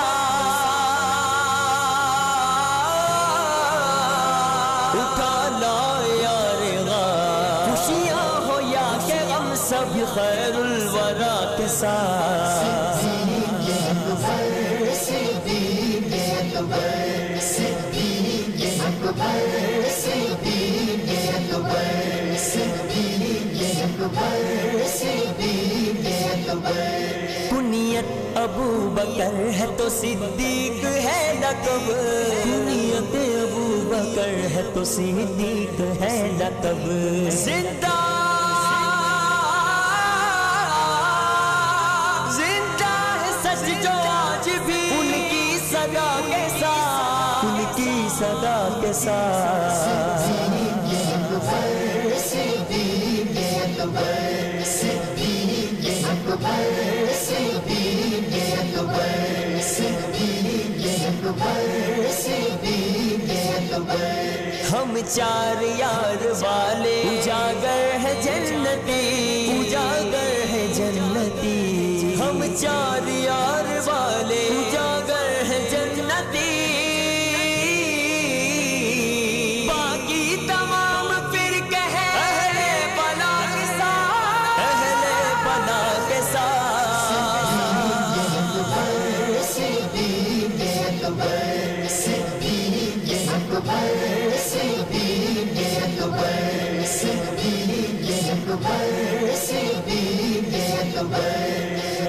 امام الصادقین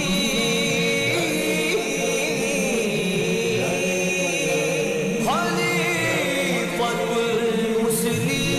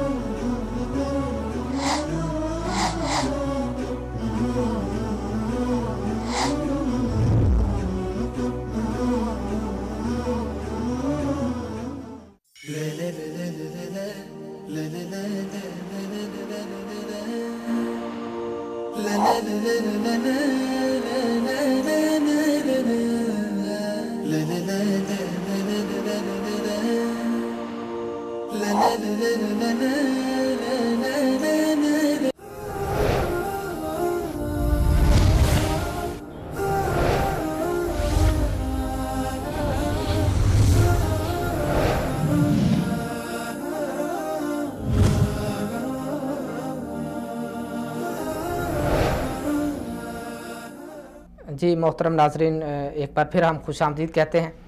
تو آپ سے میں معذرت کرنا چاہتا ہوں ایک بات کی کہ ہمارا کچھ پرابلم بن گئی، جس وجہ سے جو لائیو کالرز تھے وہ جو ہے وہ نہیں ہم لے سکے۔ تو بہرحال ہم اپنے پروگرام کو آگے بڑھاتے ہیں۔ جناب عبید صاحب سے ہم دوبارہ پھر وہی سوال کرتے ہیں جو ہماری بات رہ گئی تھی، کہ میں سوال اصل میں یہ کرنا چاہتا ہوں کہ جو عالمی سطح پر انتہا پسندی ہو رہی ہے، ٹھیک ہے، مثال کے طور پر یورپ تو یہ کہہ رہا ہے کہ مسلمان انتہا پسند ہے، لیکن حقیقت یہ ہے کہ انہوں نے ایک بہانہ بنا کر کے افغانستان کو برباد کیا، اور اس کے بعد عراق کے اوپر انہوں نے بمباری کی اور وہاں پہ قتل عام کیا۔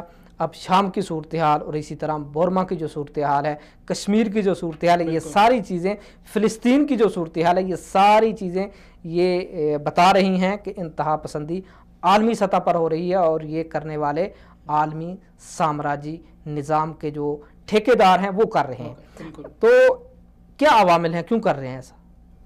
صرف اور صرف ایک ہی، کوئی زیادہ عوامل نہیں ہے، صرف اپنی طاقت، اپنے تسلط کی خاطر، اپنے نظام کو دوسروں کے اوپر زبردستی مسلط کرنے کے لیے، تاکہ پتہ چلے کہ میں بھی ایک قوت ہوں، میں بھی ایک طاقت ہوں، میں بھی دنیا میں کوئی ایگزسٹ کرتا ہوں۔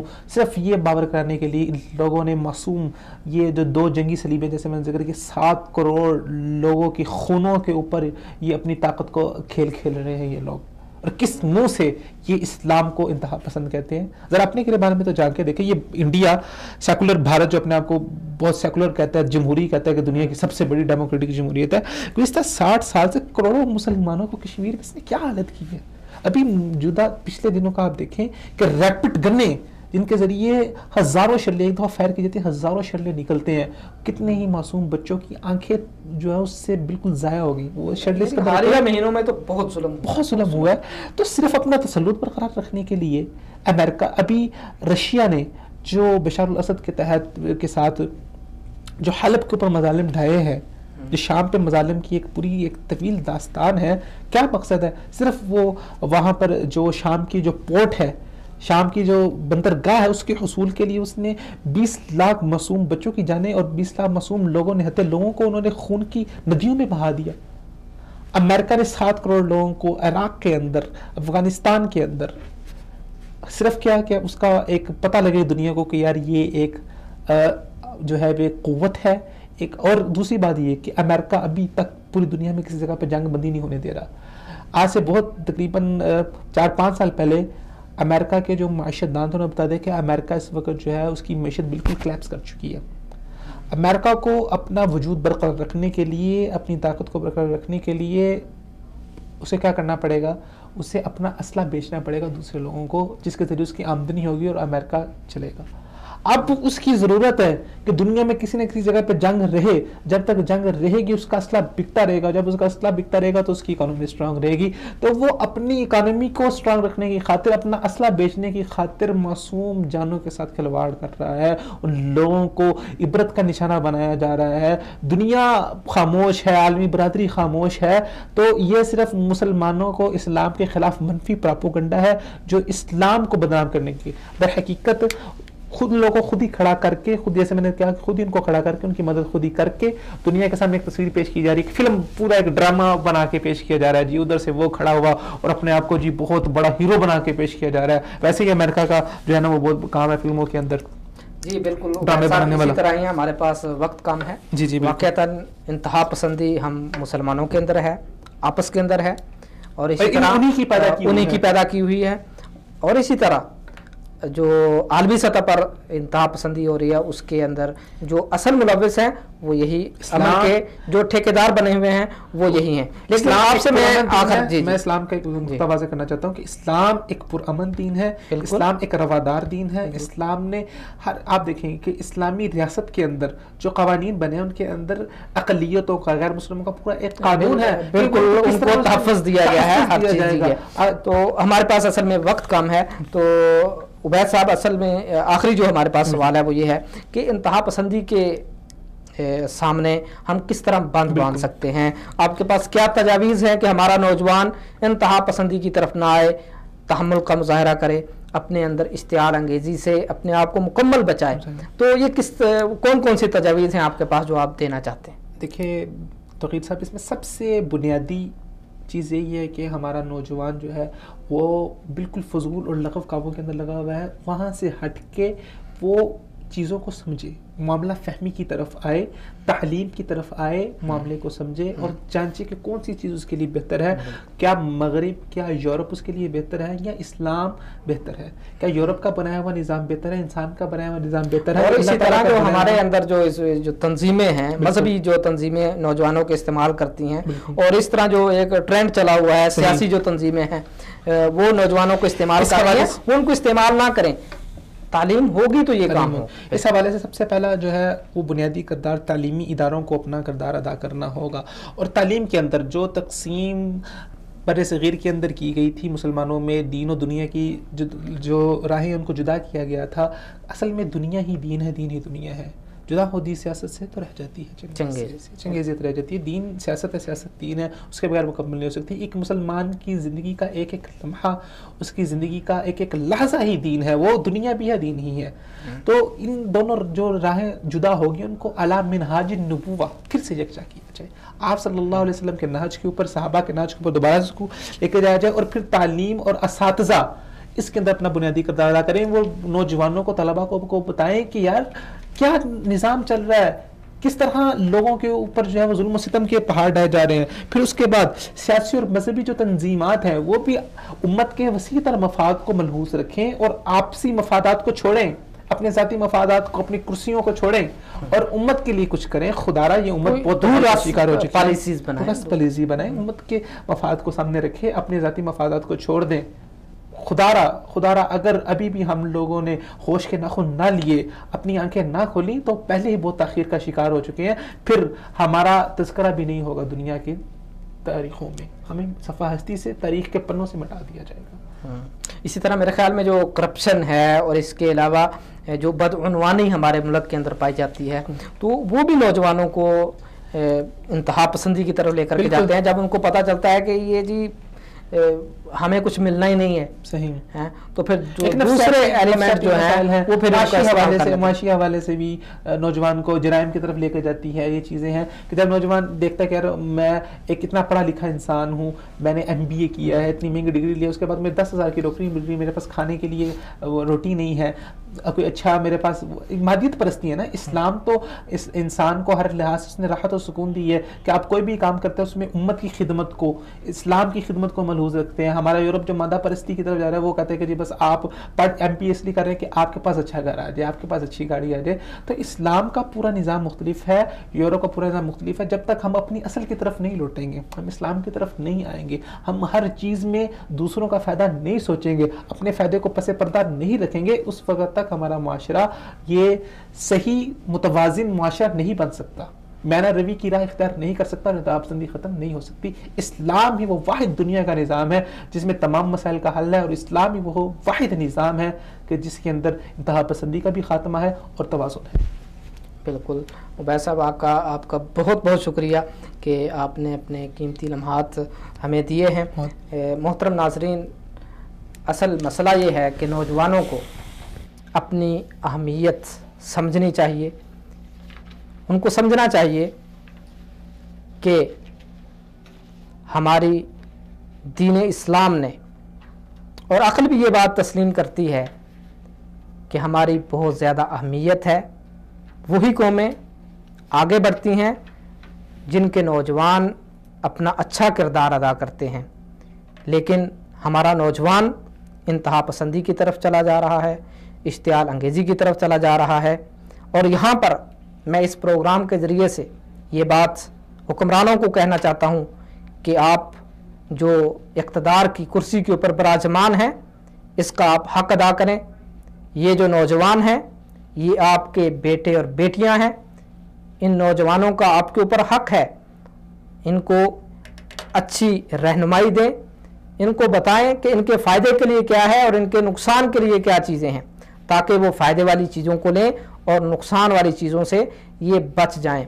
और नौजवानों को ये बताएं, और नौजवानों के वो असबाब जो नौजवानों को इंतहा पसंदी इश्तियाल अंगेज़ी की तरफ लेकर के जाते हैं, उसका तदारुक होना चाहिए। आपके पास वसाइल हैं, आप उन वसाइल के ज़रिए से ये बड़े ही आसानी के साथ और खुशउस्लूबी के साथ ऐसा कर सकते हैं। और इस तरह मैं अपने नौजवानों को ये बात कहना चाहता हूँ कि आप लोग अपने अंदर सोच और अक़ल को परवान चढ़ाएं, तालीम को आम करें, तालीम को सीखें।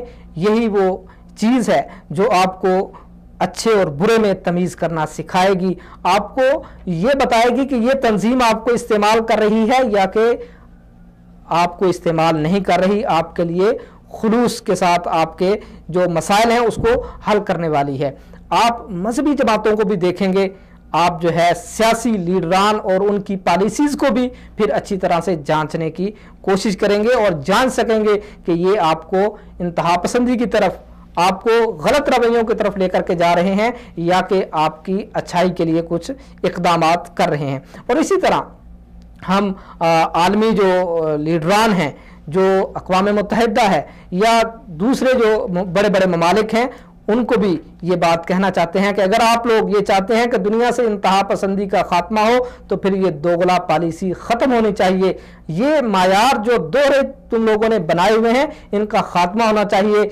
ये जो आप लोगों ने तबकाती तकसीम बना रखी है कि होलोकास्ट के ऊपर तो कोई बोल नहीं सकता, कुछ कोई लिख नहीं सकता, लेकिन मुसलमानों की मुक़द्दस हस्तियों के बारे में जो चाहे लिखता रहे, हत्ता कि हमारे नबी सल्लल्लाहु अलैहि वसल्लम के कार्टून तक बना दें, तो आप लोग उनको शख्सी आज़ादी का नाम दे करके कहें कि ये तो इनकी शख्सी आज़ादी है, ये कर सकते हैं। तो जब ऐसी चीज़ें होंगी तो फिर इंतहा पसंदी परवान चढ़ेगी, फिर मुसलमानों का नौजवान जो है वो इंतहा पसंदी की तरफ आएगा। बल्कि अगर इस हवाले से नौजवान इंतहा पसंदी की तरफ आता है तो मैं उसको इंतहा पसंदी नहीं कहता, लेकिन जो नाम निहात इंतहा पसंदी है, जो आम लोगों को मारना, इस तरफ जो है लेकर आने वाली जो चीज़ें हैं वो यही चीज़ें हैं कि आप लोग जुल्म करते हैं, आपके अंदर इंसाफ नहीं है।